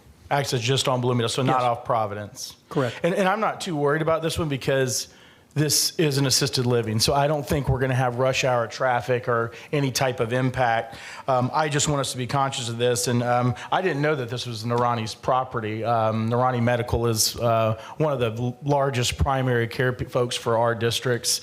They do a great job, wonderful people. Is this some type of an extension of their this has nothing to do with their medical facility though, correct? Well, that's one nice thing is she will act as, of course, a physician basically on site. That's great. Which would help to reduce further trips because a lot of older folks are going to docs. So yes, that is part of it. Her training is in older care and in nursing home care. So this is a natural extension of her practice. Good, good. And I think I'm going to be supporting. I'll sit back and listen to Commissioner Myers and some of the other commissioners. Thanks. Commissioner Myers. Mine is to approve the item. Second. Okay, got a motion to approve Commissioner Myers, second Commissioner Wostel. If there are no other comments, please record your vote. Motion carried, 7-0. Mr. Chairman, if I may, I had a number of applications today, and some of these applications go through a lot of hoops and humps, and I just want you to know Mr. Grady and Michelle Heinrich and their staff are just doing a great job. Thank you, sir. It takes a lot to go through, but I definitely wanted to mention that, particularly in these. We worked appreciate very it. hard on them, and they keep our feet to the fire. Okay. But they're good to work with. Thank you. Next item. The next item is agenda item F6. This is an initial consideration of HCCPA 23-15, a privately initiated comprehensive plan text amendment of the Indian Industrial Park section of the future land use element. This is a public hearing. I believe Melissa Leinhardt will introduce this item. Thank you. Hello, everyone. I will start out by saying that this is the first time the board is seeing this process, which is based on a recent procedures manual change earlier this year. So the initial consideration process pertains to privately initiated text amendments to the comprehensive plan. So this is our first time, all of us navigating this together. So we're here today. Would you mind fast forwarding to the aerial? I think it might be slide, there you go. This is perfect. Just to orient everyone. So we're here today because a privately initiated text amendment was submitted for text in the future land use element in the comprehensive plan related to the energy industrial park area. That's generally located on the south side of State Road 60 between Dover Road and Turkey Creek Road. If any of you have ever been to Medard Park, it is directly to the west across Turkey Creek. The applicant is requesting to modify the text of the existing energy industrial park language within the plan with regard to when certain uses may occur on the site. The way the language is adopted today reads that renewable energy producing facilities need to be ready to operate prior to other uses being allowed on the site.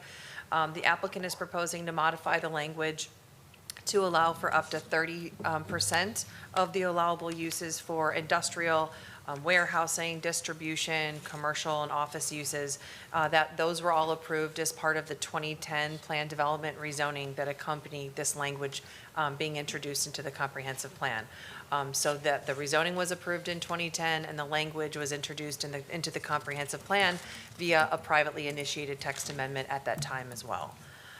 So pursuant to the procedures manual changes, once a privately initiated text amendment to the comprehensive plan is applied for, Planning Commission staff is required to schedule the item for initial consideration, which is why we're here today, at the meeting of the Board of County Commissioners. And then the procedures manual further states that the Planning Commission will prepare a report to accompany the application that needs to include at minimum a determination of resources that are needed for adequate review, a recommendation of a time frame to review the application, and then a recommendation of additional public outreach to be conducted by the applicant beyond what is already required as part of the procedures manual. So in your backup today, I did prepare a memo that was provided to you all outlining those items. I'm here for any questions. I didn't want to go through every single thing line item because I know we have a lot to talk about, but I did want to particularly highlight some items under the public outreach requirements or recommendations. We have had a lot of citizen interest in this site over the years. We really wanted to make sure that we got the information out and that we kind of went that extra step beyond what's required in the procedures manual. One extra thing that we put in the memo suggesting to the board to approve today would be an additional neighborhood meeting. And that would be in addition to the one neighborhood meeting that's outlined in the procedures manual today. And that first meeting that is required for every map amendment, and again, I think I should preface this by saying, while this is a text amendment, this does only apply to one geographical area in unincorporated Hillsborough County. So it kind of acts a little bit like a map amendment in that way, even though it is technically a text amendment. So we asked for an extra neighborhood meeting beyond the one that's already listed in the procedures manuals for map amendments. And that first meeting that all map amendment applicants have to go through the process for today it's either an applicant-initiated meeting, or if they choose to wait, it can also be a citizen-initiated meeting. So they will go through that process if this is approved today per the Planning Commission staff recommendations, but we would ask for one additional neighborhood meeting beyond that requirement. That the applicant would be required for mailed notice of the neighborhood meetings, which is typical. But in addition, Melissa Zornita, the executive director of the Planning Commission, attended a couple of the Valrico Community Plan meetings. And she had talked to people, even though this is not part of the Valrico Community Plan proposed area, a lot of people are interested in this site. So Melissa Zornita had made the commitment that we have a communication list from those meetings, and that includes several people in the area, and that we would send an email blast to that list, Planning Commission staff would, once the details of that extra meeting were noted. So we have that noted in the memo as well, trying to go above and beyond and really let people know what's happening. The applicant will provide Planning Commission staff with a sign-in sheet for that meeting, as well as a summary of the topics that were covered, and then the comments that were made by members of the public. And then again, because this is, even though this is a text amendment, it kind of smells and acts like a map amendment, we wanted to make sure that we had signs on the site as well, because typically a text amendment would not require signage on the site. So we've asked them to be posted as part of this memo request today at each of the intersections, so at Dover and State Road 60, at Turkey Creek and State Road 60, and then near the subject limits on Dover and on Turkey Creek Road as well. And then just to close out here, the procedures manual outlines what should happen at this initial consideration meeting that we're having right now. The applicant will be afforded time to make a presentation, and public testimony will also be permitted. And then the Board of County Commissioners shall take one of the following actions after review of the report and the testimony by the applicant and citizens. One would be a motion to take no further action on the application, and then a refund of 80% of the amount of the application fee would be provided to the applicant should this occur. And the other option is to allow the application to proceed for review and public hearing in accordance with the procedures manual. And then the motion shall address any of the Planning Commission's recommendations on the review timeframes, the public outreach component, and any provision of additional resources if applicable. So that is what I have to present to you today, unless you have any questions. I know Chris McNeil is representing the applicant. He is here today.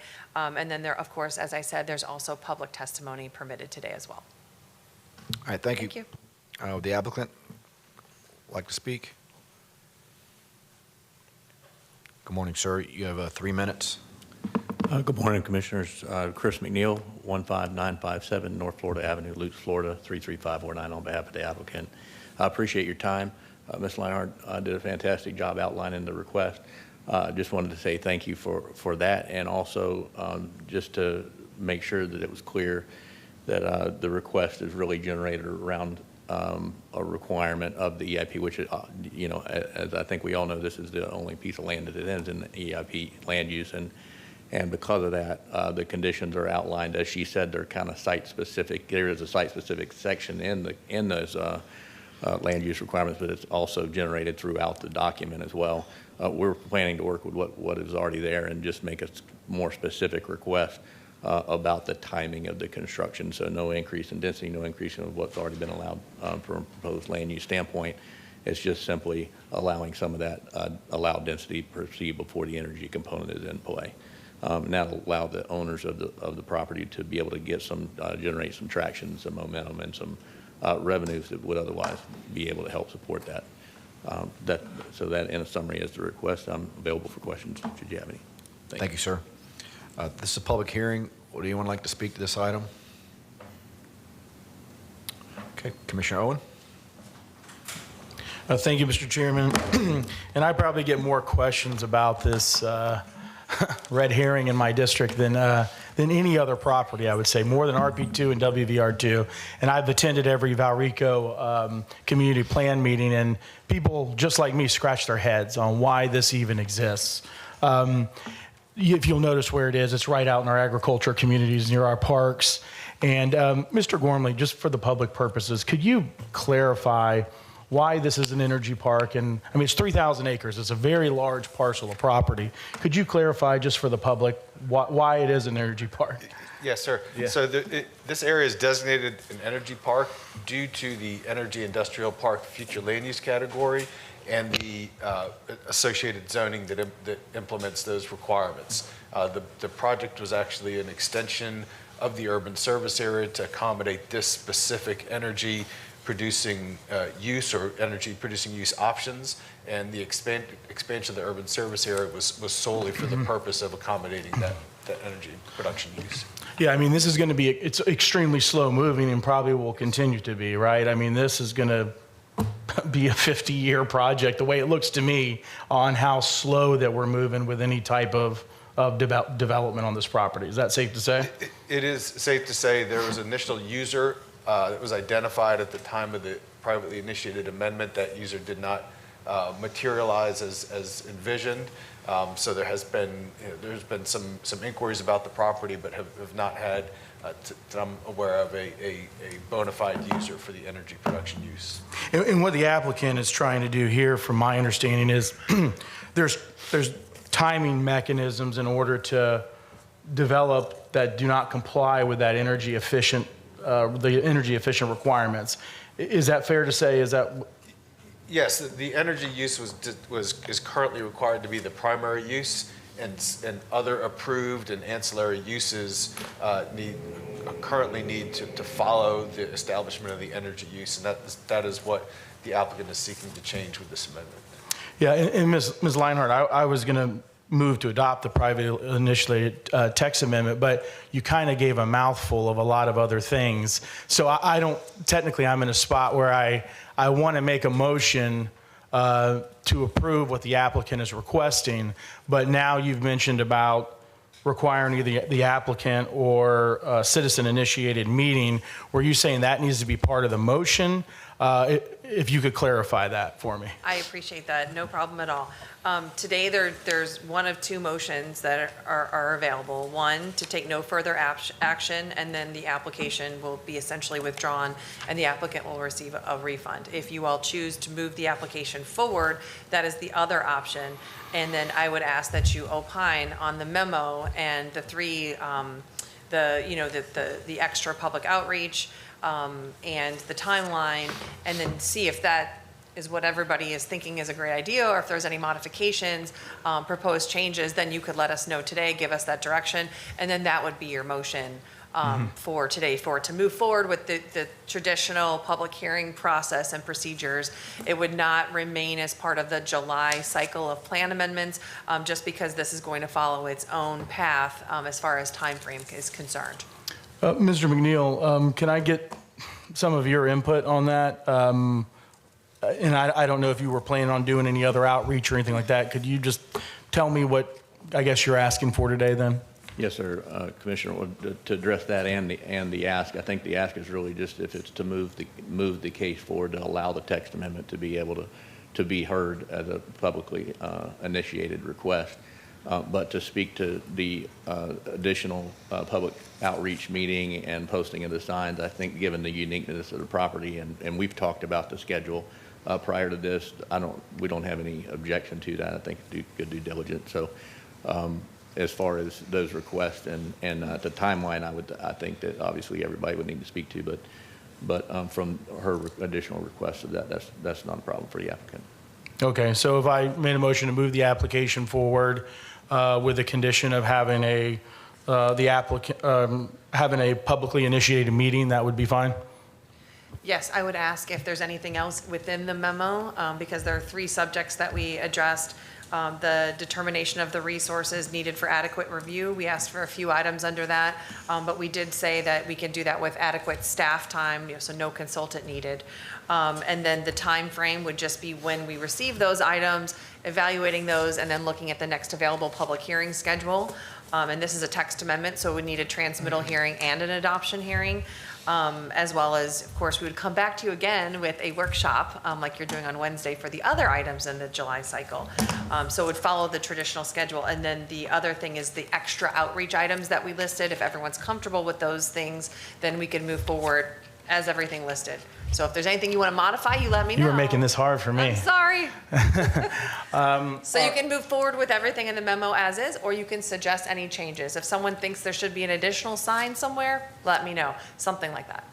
Okay. Well, I'll move forward with the application with the additional outreach and to follow the requirements consistent with what's in the memo. Okay, we got a motion by Commissioner Owen, second by Commissioner Wostel. Commissioner Kemp? Thank you. This is a huge project. I think it's important to first look at a little bit, just to know a little bit of the history here, which if you could just, can we put up a map of the urban service area, which actually shows how this piece is out there at 60, this huge piece overall that the current text amendment covers, that's 3,000 acres, correct? I do have an aerial that was provided by the applicant on this PowerPoint, which I had up previously, and then I also have a copy of the certified site plan, but those do not show the urban service area boundary. I'd like to show it with the bigger urban service area and how this is a huge chunk out of 3,000 acres, I think, to the east, out of 60, where we have just heard very, and this board was sympathetic to hearing it about how they were talking about their massive traffic issues there on 60, right there where it is 2 lanes, by the way, and this directs out into it. This is like open territory here, but can we, not this picture. I want the picture of the, just give me the urban service line picture. Do we have that somewhere? I just think that that is really relevant and important for us to understand here. I appreciate that. I do not have a map that shows that particularly, but I will certainly take that direction if this moves forward for the workshop. I can certainly bring a larger zoomed out aerial of this site in relation to where the urban service area boundary is, and then also something more zoomed in that shows the site itself. So and I've talked about this before, and I talked about it when we were talking before about 60 and the traffic out there and everything.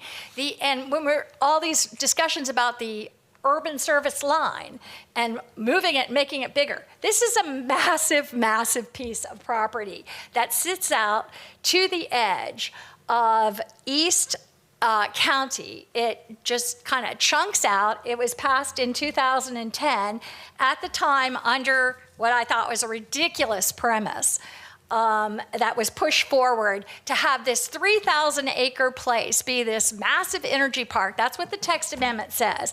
It had to have 2 energy pieces to it. At the time, we didn't have things like solar panel farms or things like that. It already has massive, massive implications in development in this totally, pretty much pristine area there. I had asked before, because part of it is phosphate mined, and supposedly that area can't be built on. I'd like to know what part of that area can't be developed. I don't think we have that answer yet. I'd like to know that. I'd like to know this in the context of the entire 3,000 acres. I don't even, how many acres is this that they have marked out in this text amendment? Mr. McNeil, would you mind answering that question? Because it doesn't pertain to the full 3,000, so the portions, the A, B, C, G, and H that you had indicated on the site plan, that's part of the backup. Do you have an indication of how many roughly acres that would be? Okay, so I don't, ma'am, to be honest with you, know the exact number of acres. I could look at that. It was really more focused on the text amendment. The text amendment is, there's a certain amount that ties to the plan, and the plan would be a part of this process ultimately, should it be the commissioner's desire to move it forward. But so north of that there's kind of a demarcation line through that EIP area, and north of that is where the development is allowed. There's conditions all through there. Right.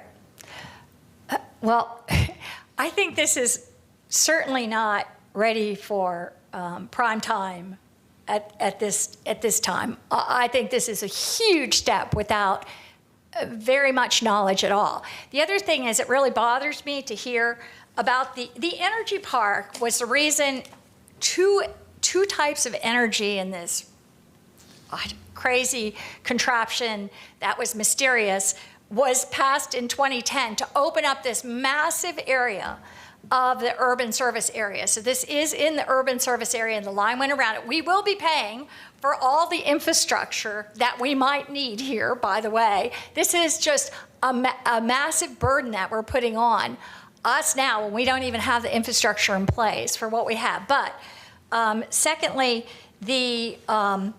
I don't see any reason why there can't be a renewable energy for the 300 acres or so that is promised already first, because I know that there's lots of places that are very interested in at least 300 acres of solar panels. In fact, I think they have said that they have, that a minimum of 100 acres. So I can't see why that can't be part of, the promise was made as part of this. It was originally developed totally for that, supposedly. And it's always been Campbell's nose under the tent. I never, ever expected to have the original park developed. It was just breaking open 3,000 acres of the urban service area. Then secondly, we have we passed last year, because the first proposal never made any sense anyway, but I couldn't see a reason. We were asked to change the text amendment to not make it be two types of energy, because that didn't make any sense. It never really made any sense, but we did that because it didn't make any sense. But I was hoping at least that out of this we could first get, I couldn't imagine anything else that it could be besides several hundred acres of, solar panels. And I don't see any reason why that can't, as the text amendment stated, and as we were asked to do last year, why that can't at least initially define this, because that would make a good use for this community, make a good use for, whoever has the land, and would require less infrastructure out there at this time than so much else would. So I think this is just a huge chunk without very understanding this at all. I obviously won't be supporting it now, and I just think we have to be so much more careful about this. And if these areas want to be developed, I just think it should probably be done in tandem with a zoning arrangement of some sort, so we understand what's going out there, what impacts are on what infrastructure we need. This is huge with so little information. I'm kind of, stunned. I always wondered how this was going to come, but I obviously am not supporting this, and I think we have many, many more questions, and this should be pushed down the road at this time, because I just think, and I'd like to see that energy park, whatever it be, finally put in first, and I don't see where that is a burden to this, because I think there's a lot of interest in that, by several large interests in the area. Richard Cohen? Yeah, I just want to get some clarification from the staff. I was under the impression that this motion would result in a workshop taking place to have a discussion of all this. And is that correct? Yes, if I may, this is an extra step before all of that gets started, before the typical process of a workshop to public hearings. So, wouldn't the moment to talk about all this be in a workshop setting where we have opportunity to be briefed by the staff? Look, you clearly have raised a ton of issues here, but it seems to me that his motion is just to lay it on the table and talk about it. So That's where, I'm trying to see where, maybe that's where it takes us. Yes, if I may, the motion would be to proceed or not to proceed today. That is the motion.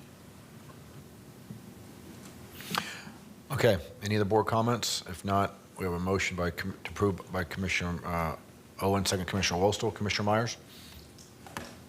Yeah, for a point of clarification, because I was under the impression that the vote would lead to the workshop. We vote yes and we move into the workshop. Is that? Yes. Okay, thank you. Okay. No other comments? Please record your vote.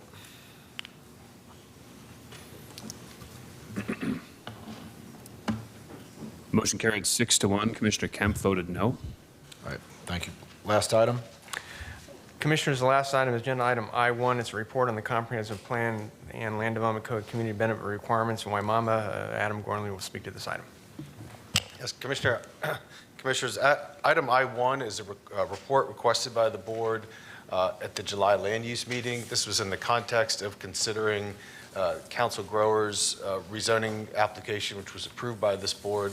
That was the first rezoning that the board has heard under the new Waimama Village residential rules.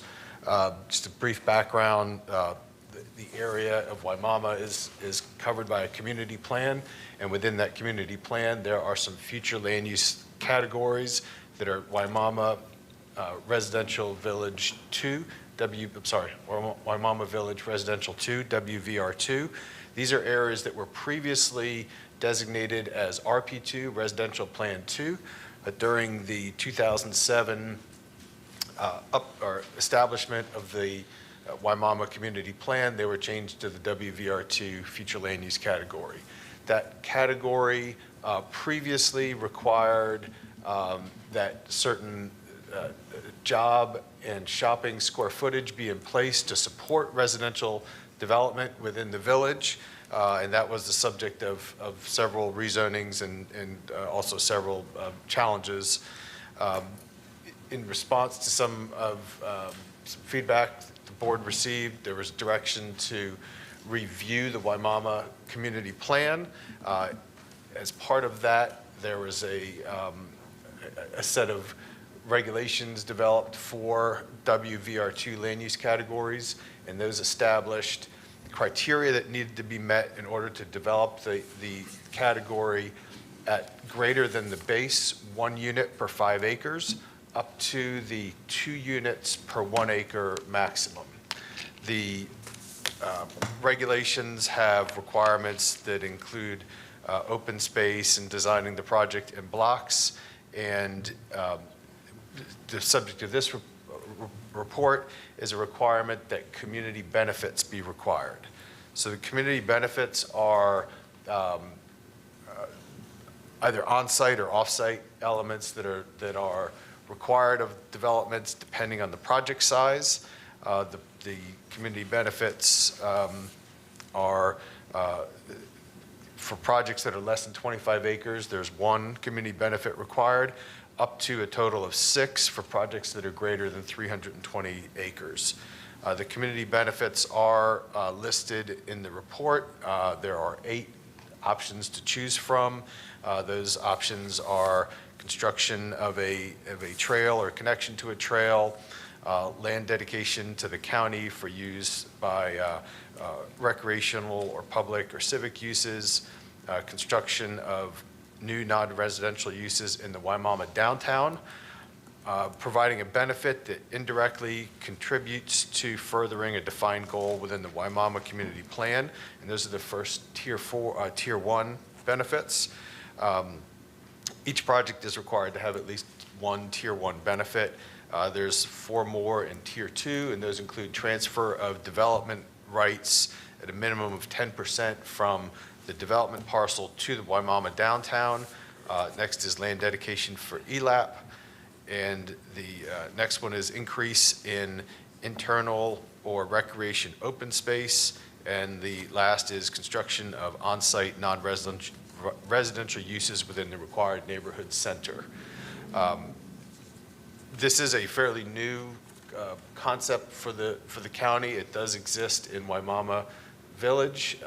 The concept of community benefits, although they're a little bit different, are also present in the new RP2 regulations. However, those regulations are not yet effective due to a pending challenge to the comprehensive plan amendment.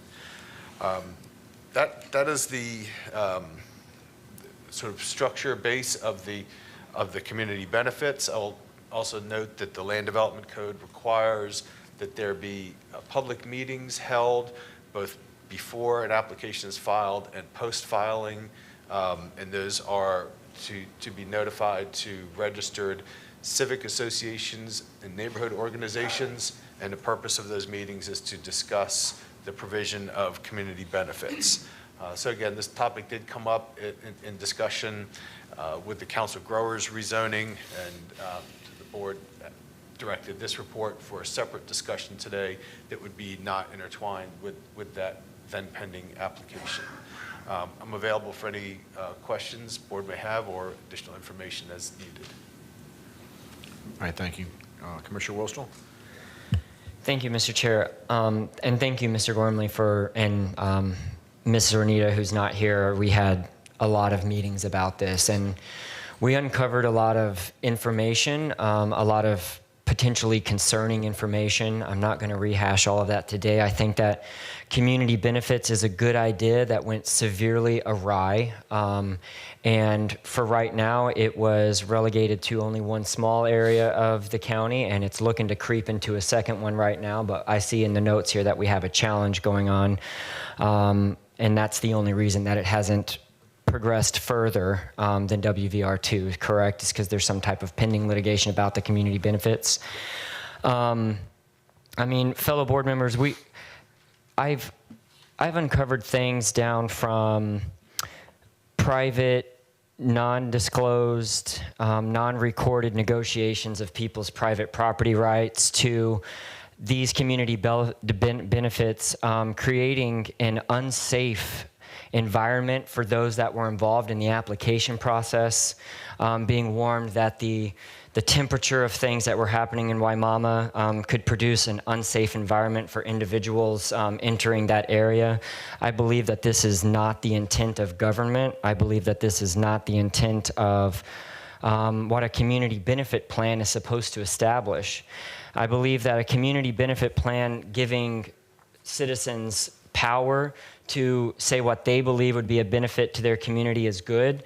But most of the time when you hear what those benefits are is that residents want to be able to override and say, well, we know you don't think that a stoplight might go there, but we drive it and we want a stoplight at that intersection before you put 500 homes or 500 apartments there. We want, maybe a community benefit is that we want that stoplight to be done before the development goes into effect instead of afterwards.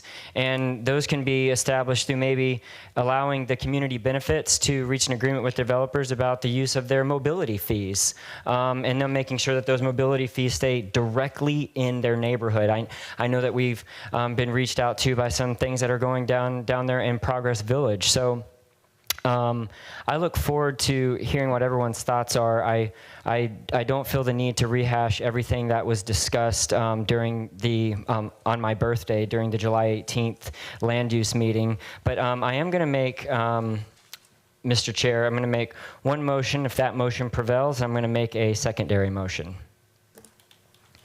I motion to direct county staff to work with the Planning Commission to present options that develop a uniformed community benefits code for all of Hillsborough County.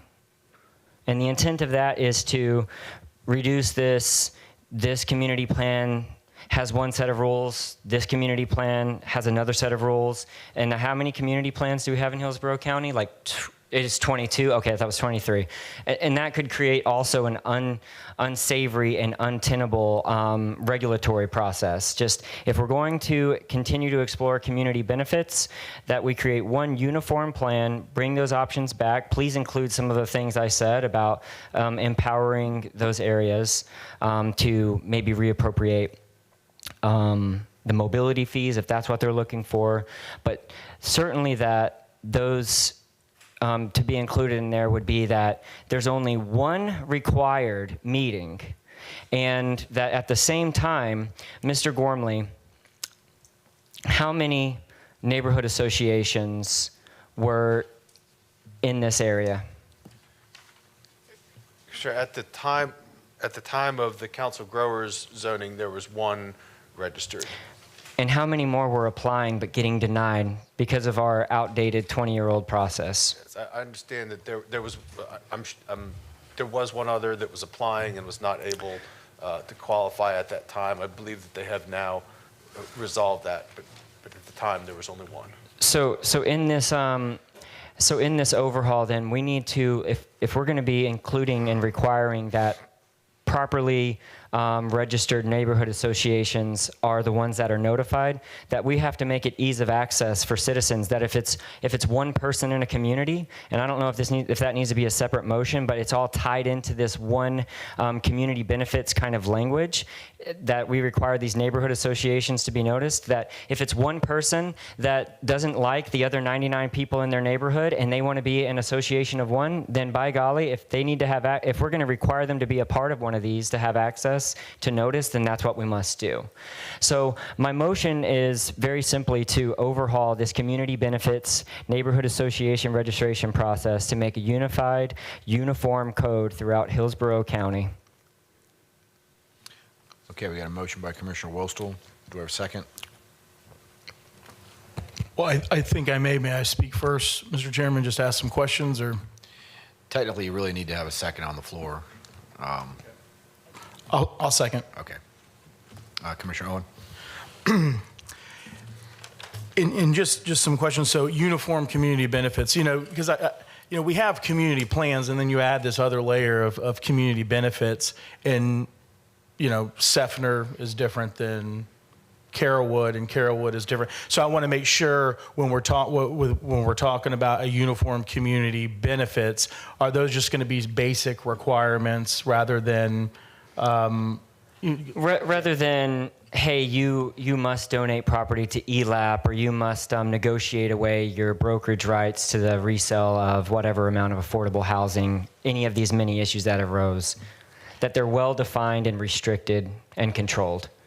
Okay, yeah, because I think these community plans is one of the reasons I pushed to do a Valrico community plan is, these communities are different, and Valrico wants something different than Brandon, and Brandon wants something different than Carrollwood. So if that's the case, I understand your motion. Question I have, and this is unique, this is my district, the RB2 and the WVR2, and it's obviously very contentious. And I really commend people in the community for wanting to have a say in how their communities developed. I've learned firsthand, I grew up in Brandon and Riverview, and I learned firsthand what it's like whenever the community does not really engage and we just start throwing up commercial property and residential property. But I also think, having a process that's a little more uniform throughout the county makes sense, because in this case, Mr. Gormley, just to clarify, there's a task force too that's attached to the WVR2 as well. I wanted to make sure that for the public, because I get a lot of questions on this, when developers are negotiating, or however you want to put it, the community benefits plan in WVR2 and maybe soon to be one day RP2,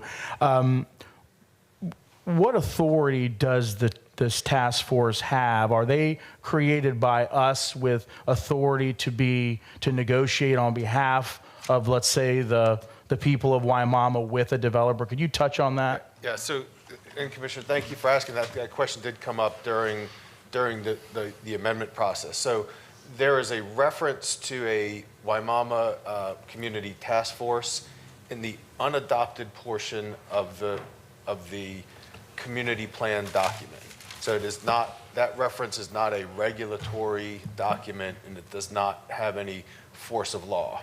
I believe the reference was made to try to have a voice that was representative of the community's interests, but the group has no special power or standing above any other participant in the rezoning process. They're not acting on behalf of the board or the board's interest, or it doesn't, and there's no regulatory power or status given to that group. I understand that there has been a formation of that, and there was some information provided in the record of the council growers rezoning about that. However, those are all private actions taken with basically private initiatives.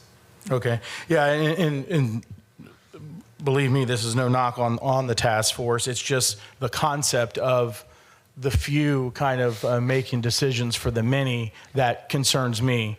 I'll sit back and listen to some other commissioners. I may get back in the queue on this one, but I'd like to hear some more commissioners' input, because I know that this was voted on by the prior board. I don't know how I feel about just the community benefits plan at all. I know we had a jobs requirement that was an issue, right? So then will you allude to that too real quick? Yes, sir. So the prior WVR2 had a requirement that certain number of jobs or service opportunities be created before residential development could occur. And there was a ratio of demand of different type of uses, and so that equated to an analysis of existing square footage within the Wimauma downtown that needed to be present in order to support residential development taking place. And there were 2 rezonings that utilized that, and one of them was fully utilized the square footage to support the residential that they were seeking. The other partially supported by that square footage, and the rest has come as projects have developed in the area. There were several others that were denied for not meeting that requirement. And I think through the update of the Wimauma Community Plan, we saw that this was a well-meaning initiative, found that the reality wasn't working, that the jobs would come first, and was drawing residential development to the area was not the way the dynamic was working. Yeah, and that's what kind of concerns me when I look at the community benefits and I look at, it looks like it's based on acreage, how many of those community benefits you would choose, correct? Correct, yes, sir. And I see things like, affordable housing components in areas where there's not jobs, where there's not public transportation. And we are, to me, that is definitely putting a cart before the horse. And we talk about a bustling downtown, Wimauma, which I hope we get one day. Maybe one day this whole county will be one big grid and one big metropolis. I'll be gone from this earth, but that's probably where we're going. But I have a real good understanding of East and South County. I was raised there. I look at these 2 areas, and I look at places like Lithia. And our commercial in Lithia just has not really taken off. But if you list your house for sale, Commissioner Myers, today, and you live in Fishhawk, it's sold tomorrow. So the commercial tends to still concentrate on those urban cores. And I consider Brandon Riverview in your district, Commissioner Myers, urban core. But it's going to take a while for places like Wimauma and Baum to have anything but a dentist's office, an insurance company, and things like that. I've seen the commercial on the outskirts of East County and South County. And what I worry about is some of these requirements in here may hold the community actually back. So that's all I have for now. I'm gonna support the motion. I'll sit back and listen. Thank you. All right, thank you. Before I call on other commissioners, Adam, I just got one question. Procedurally, I'm assuming this would require a comp plan amendment? Yes, sir. And then So would it replace the Wimauma one, or would we have to rescind that, or how would that? Well, a couple things I want to just put on. Thank you for the question. So the Wimauma community benefit requirements are grounded in the comprehensive plan. It's a comprehensive plan change to change that. They are also in the land development code. So any change that was made in the comprehensive plan would need to also be reflected in the land development code. In terms of changes or new regulations, one of the things that we will need to put it through the filter of is a new law this past session references Senate Bill 250, and that prohibits us from proposing or enacting more restrictive or burdensome comprehensive plan or land development code regulations. So in terms of an area-wide expansion, we would need to filter that to make sure that if this was the direction that did not result in anything more burdensome or restrictive, at least until October 1st of 2024, which is when that is set to expire. Sorry, long answer, but yes, it would require a change to the comprehensive plan and the land development code. What I'm understanding is the way I'm understanding the motion, it would be a replacement of what is there today. Okay. I'm looking for options right now. That's the motion. Okay, thank you. Commissioner Kemp? And I'm still not quite understanding the motion, but let me just speak a little bit to Waimama and Baum. They're the only places that have community benefits in place at this time, correct? Yes. And one of the reasons that happened is it's happening more all over the country, a recognition of this kind of community engagement, and it's been, being used in other areas. But Waimama and Baum have a long, long, long litigious history. It started, I think, in the 80s or 90s. A major lawsuit was done there, and part of the conditions of the lawsuit that was between the state and the county, is that correct, at the time? I believe it was a challenge by the state to the growth allocations in the comprehensive plan. Right. So there was a settlement made at that time. This was a long, long time ago. And they required that in order to develop out there, that you were going to have to develop town centers, villages, like little country towns, I guess was the idea, which I kind of think is a good thing. I think they were trying to do a better development pattern than the monoculture sprawl that fills our roads and causes our infrastructure issues by congregating development, and that was the idea behind the Waimama Town Center too, congregating development denser in a small area so that you could go to it and have the amenities of that area, presumably maybe if it was a rural area, some of the businesses that would serve farms and rural needs, if it became a more like a small town, maybe some of the neighborhood commercial there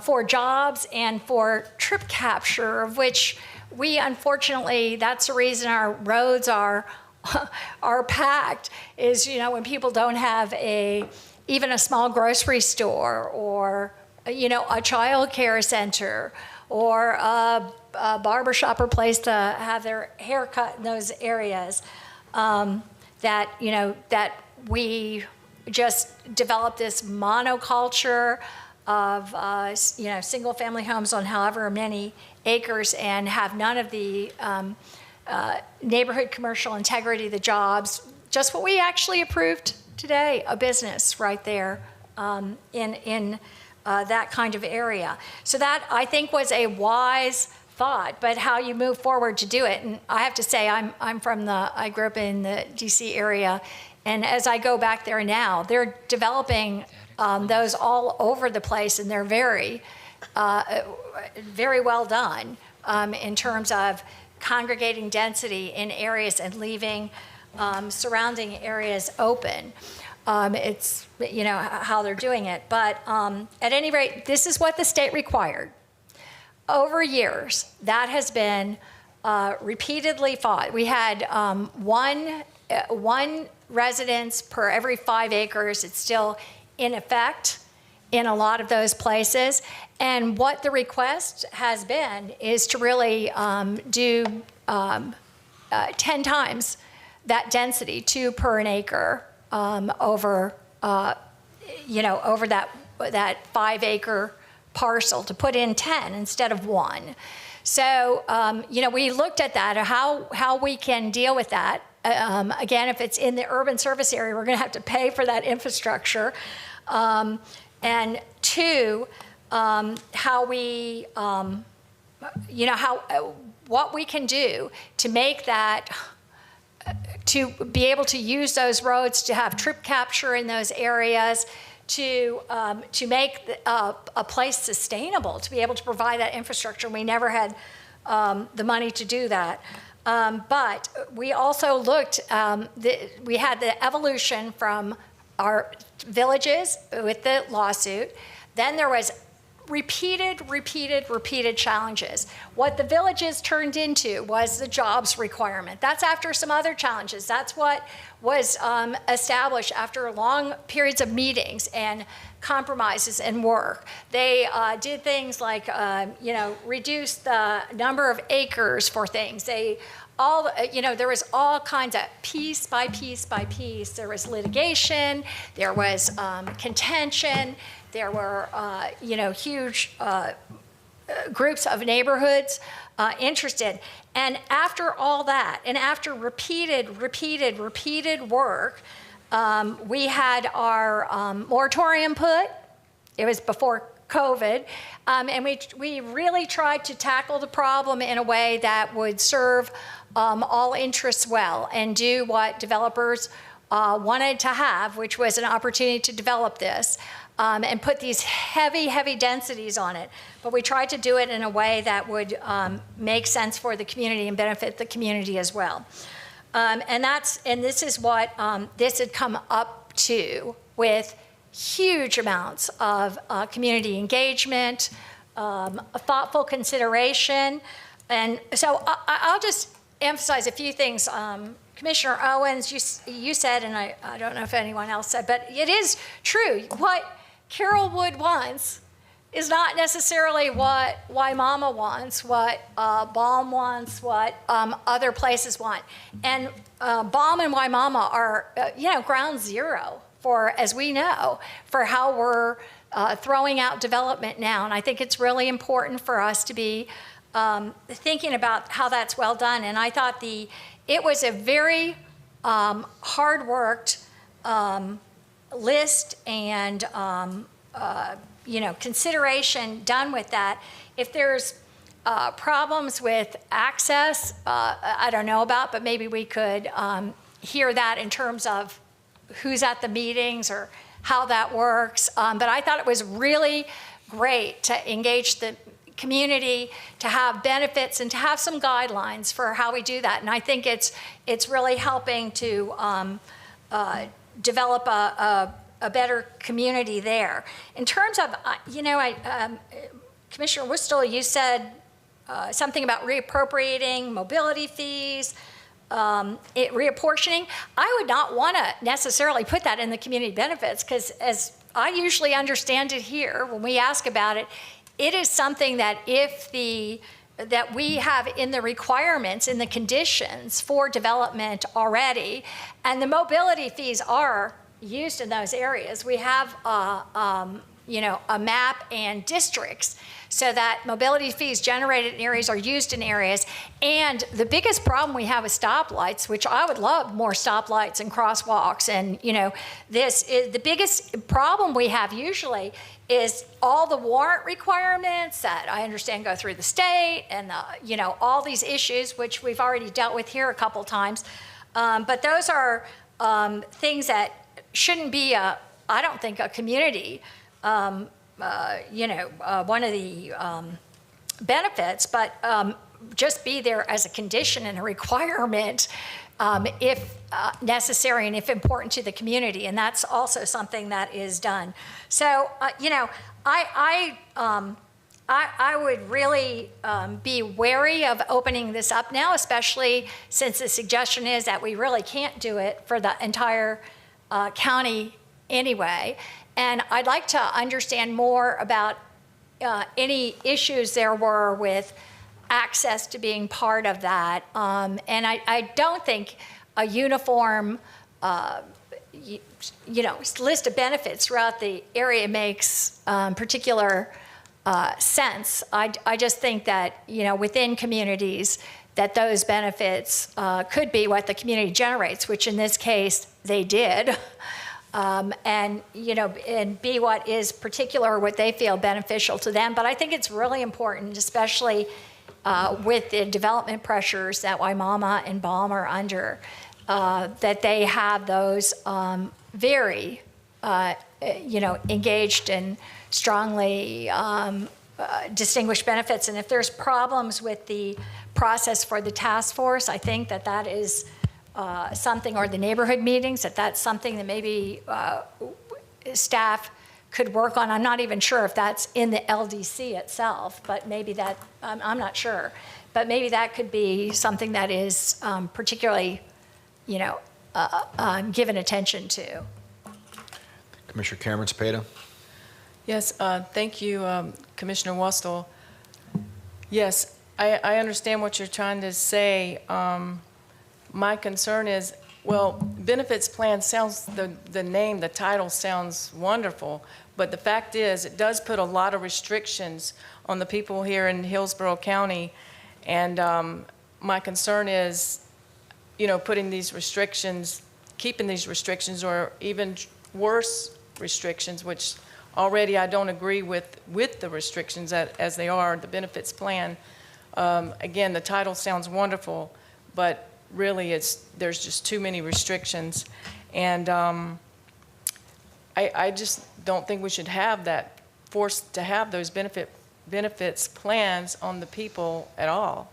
So I would like to just get rid of, all of those completely. Commissioner Wustel. Yeah, that can certainly be one of the options, and it's important. All we're doing is talking about options. I'm 100% with you, but whether or not that would pass or not, I don't know. And again, a lot of what was just said previously has absolutely nothing to do with my motion or what we're talking about. We're not talking about increasing density. It was pretty much irrelevant information. We're simply talking about a cleanup. If they are going to continue or not, I'll vote with you on that. If they do continue or not, we're going to clean them up and we're going to have control over them. It's not going to be heavy-handed. I have it on good authority that the state would likely consider what happened if they ever got involved a violation of folks' private property rights, and they'd be happy to step in. And I'm looking to help us avoid that. So that's all we're talking about, is a cleanup of some options. We can make it uniform but not required. It could be a good thing. And as far as the mobility fee maps, that's absolutely inaccurate. The mobility fee maps are gigantic, and it could allow for money that's in that mobility fee area to be spent in that mobility fee map, but far away from the affected intersection of where the new development is going in. So I want to look at just some creative ideas that would be really more empowering to the voters of Hillsborough County. So, All right, thank you. Commissioner Cohen.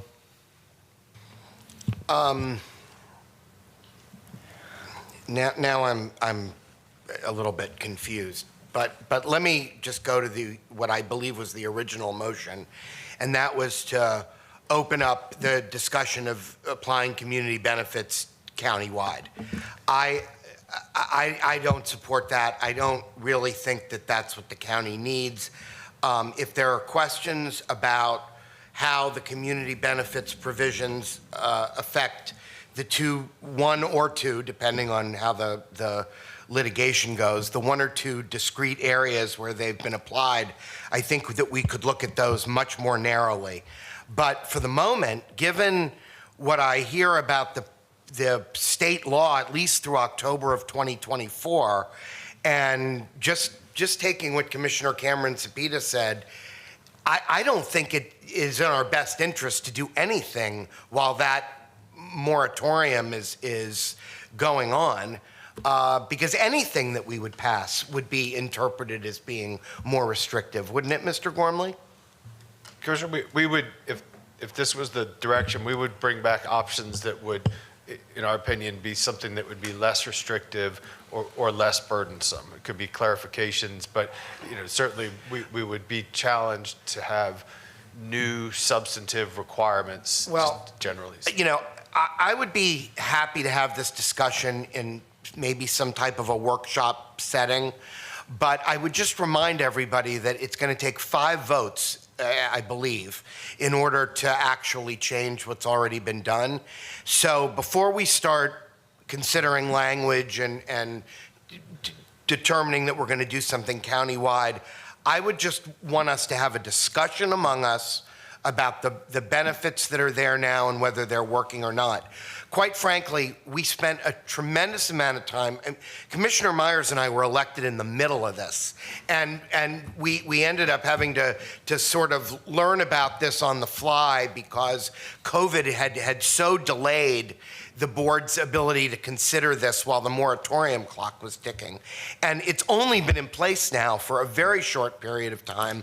I believe we've only had one application that's actually been subject to it. And I just think if there are problems or if there are concerns about it, it's totally appropriate for us to have some type of discrete workshop about that and talk about it. But I don't really have an appetite for opening up this entire discussion countywide or any larger than just a sort of a status of where we are with it.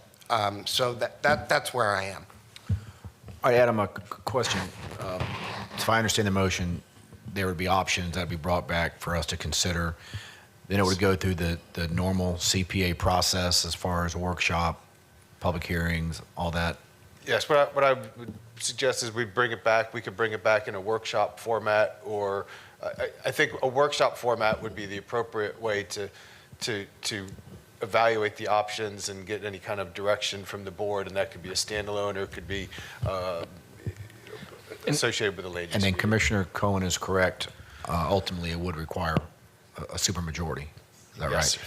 And then what realistically, going through that entire process, what's the earliest you think this would come back in front of us? I would say, what is now?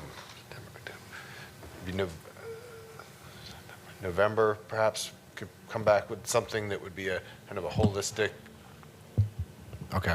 review of the issues that the board has. And Mr. Chair, if I can provide some clarification. Sure.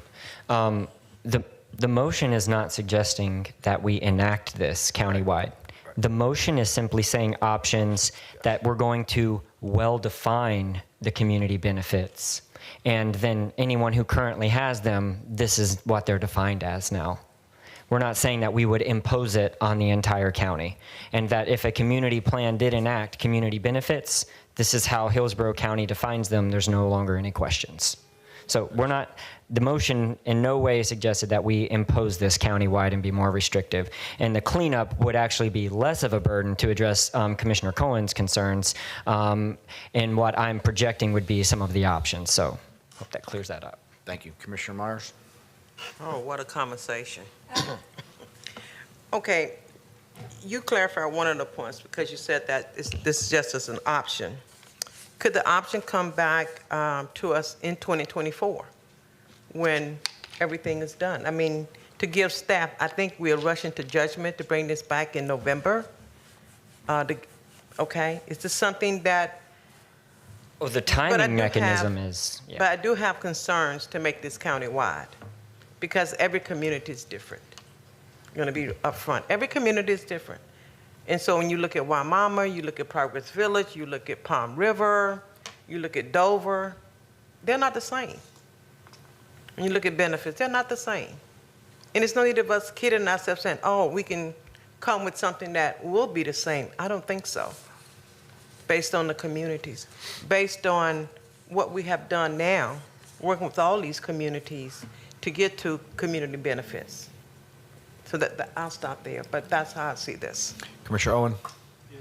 Thank you, Mr. Chairman. I think to clarify that, and I don't want to put words in your mouth, we're not saying that there's not community plans that are in place. Those community plans that are unique, and again, I'm not trying to put words in your mouth, but I don't think Commissioner Wilson's saying we're going to make a uniform community plan throughout the county. The community plan still exists. We're just addressing community benefits if they should be in there or exist at all. So I think that's the discussion that we would have. But Commissioner Wilson, if you wanted to clarify that. Yeah, this is not talking about the community plans and their restrictions on densities, et cetera. This is specifically about these 7 bullet points that currently exist. Yeah. I mean, I'm going to, for a call to question, I'm going to support the motion. I don't see any harm in getting additional information, having a workshop, seeing how we can clean it up and improve the process. We may not make any changes. You know, we'll see what transpires. Okay, so we have a motion by Commissioner Wostel, second by Commissioner Owen. Please record your vote.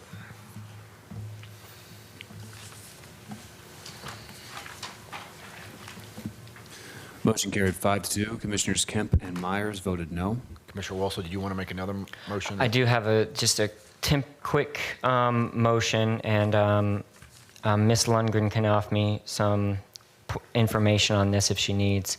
But in light of the prevailing motion that's just occurred and our potential to overhaul the existing community benefits as we see them, I would like to make a motion to place a temporary stay in any ongoing litigation that revolves around the community benefits in Hillsborough County.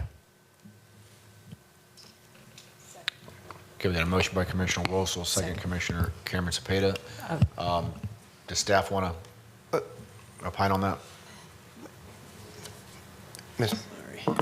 Morning, Commissioners. Cameron Clark, Assistant County Attorney. There is oral argument next week on a case which is the RP2 litigation, I believe, that we were discussing. I actually just got a really quick status update in case there's any questions on this.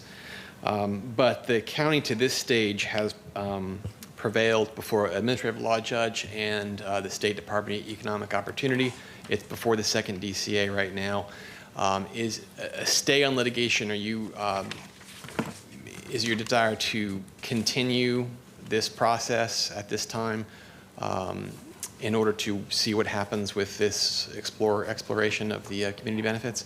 Okay, just so you're aware, the challenge for this RP2 provision is not limited to just the community benefits. It's actually challenging the entire comp plan amendment. Now, obviously, those benefits are part of it, but there are other issues that remain unresolved as well. And also bear in mind that if the board was to take action to make changes to the community benefits within RP2, some of the issues here are going to be mooted. And other issues, ultimately the board is changing course. I'm not saying the board can't ask for this direction, but it may not be necessary because in the end, the board can always change course with what it's passed for the comp plan and LDC. Commissioner Cohen? I'm not sure that I understand what's being asked for here. When you say you want to stay the litigation, are you suggesting you want the county not to continue to defend its position? No, I think he used the word continue, which is more lawyer jargon. Yeah. I don't understand. Mr. Clark, there's a case pending right now. Okay. There is. So what is the effect on that case if this motion were to pass? Well, I would take this as the board asking for, asking us to try to continue the oral argument that's scheduled for next week. The other side has continued this numerous times up to this point. It's actually been delayed getting to where it is now. But I guess my point is just the action can still proceed as is, and it's not going to change the board's ability to make changes to what it's proposing to potentially change. So you could ask for this to potentially be continued, but in the end, the outcome is going to be whatever changes the board makes are going to be what changes take place in the RP2. At the expense of their attorney fees, if we do take changes and it becomes moot, then the citizen is just at a loss. The applicant in this case, yes, they would still be paying for their attorneys, yes. Well, I'm not in favor of doing anything that I mean, we're having a very, very prospective discussion here about making some changes and tweaks in the future. I don't think that it's appropriate to insert ourselves into this case that's going on. Commissioner Owen? Thank you, Mr. Chairman. Cameron, sorry. Do we, and we have sunshine, so we don't have the benefit of, we have to discuss it out here and don't have the benefit of knowing what's coming. Do we have the authority to do that? I'm just thinking from the rules of procedure standpoint that because now I'm seeing what's going on, is if we agree that we will somehow reduce the restrictions of community benefits, that would affect the RP2, which is, so we haven't talked about RP2 here much today. So that would affect an ongoing litigation case, which the motion that's up, what is the motion that's up? It's oral arguments. They're appealing the lower ruling Okay. that was in the county's favor. Oh, gotcha. So it's oral arguments on appeal. So I guess I don't know if we were to vote as a board, because I think it may be appropriate to stay that. It's a motion, it would be we would move to stay unless opposing counsel agreed to a stay, but then still the judicial body has to agree to that as well. So I would take what the board, if this motion were to pass, I would take that it's the board's direction, essentially to defer this, essentially cease what's going on with litigation. We're waiting the outcome of what the board wants to do here. We have actually outside counsel handling this litigation at this stage. I can confer with them, but I understand what the board's potential direction here is, essentially just to stop what's going on for now, to see what action the board wants to take. Yeah, because sorry to cut you off. I disagree with Commissioner Cohen. I think that if we come up with different requirements or remove requirements, and we're in the middle of litigation, or that could be new evidence which could bring us back in court. Is that a possibility? Well, I would think that any parts of the RP2 that the board subsequently changed, that those issues would effectively be mooted in litigation. But there are other parts of this outside of community benefits that are presently at issue. Okay. All right. I'll second it. Thanks for that clarification. Now, just so I understand, we're essentially requesting a continuance of oral argument, which is the same thing the other side's done a few times?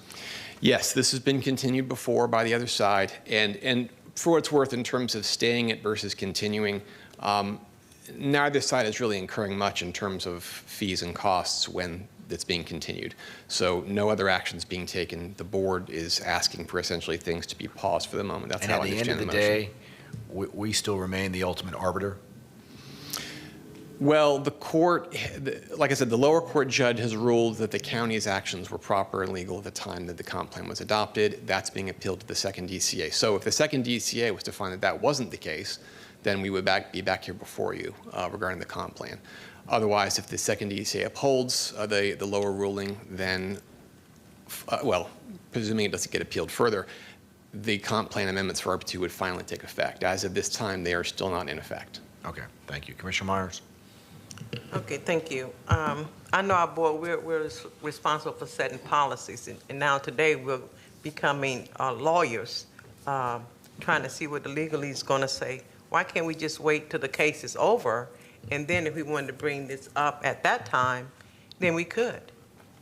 Because I think it's ample enough time to do so. Thank you. Well, just because, I mean, we just found there's no harm, and actually it would be a punishment if we are going to ultimately make changes.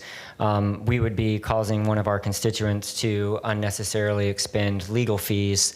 They would not if we put a stay or continuance, whichever they decide. I don't know the legal language. But if we continue to proceed and they continue with oral arguments and appeals, and we make change, then our constituent is just out of a lot of money that was completely unnecessary. And ultimately, we are us seven, this body, we are the legal body. The attorney is our client, not the other way around. So we are the ones who make the decisions on 100% of their instructions. So that's why it would make sense at this time to protect our constituent. All right, thank you. Commissioner Kemp? The preparation for all this has already been done. It's already been pursued to this point. I agree totally with Commissioner Myers. We should just get the result. We can do what we may, but we have an answer one way or the other there. And, you know, we should just stay the course on this. This is next week. Okay, we got a motion by Commissioner Wolstel, second Commissioner Cameron Cepeda. No other comments. Please record your vote.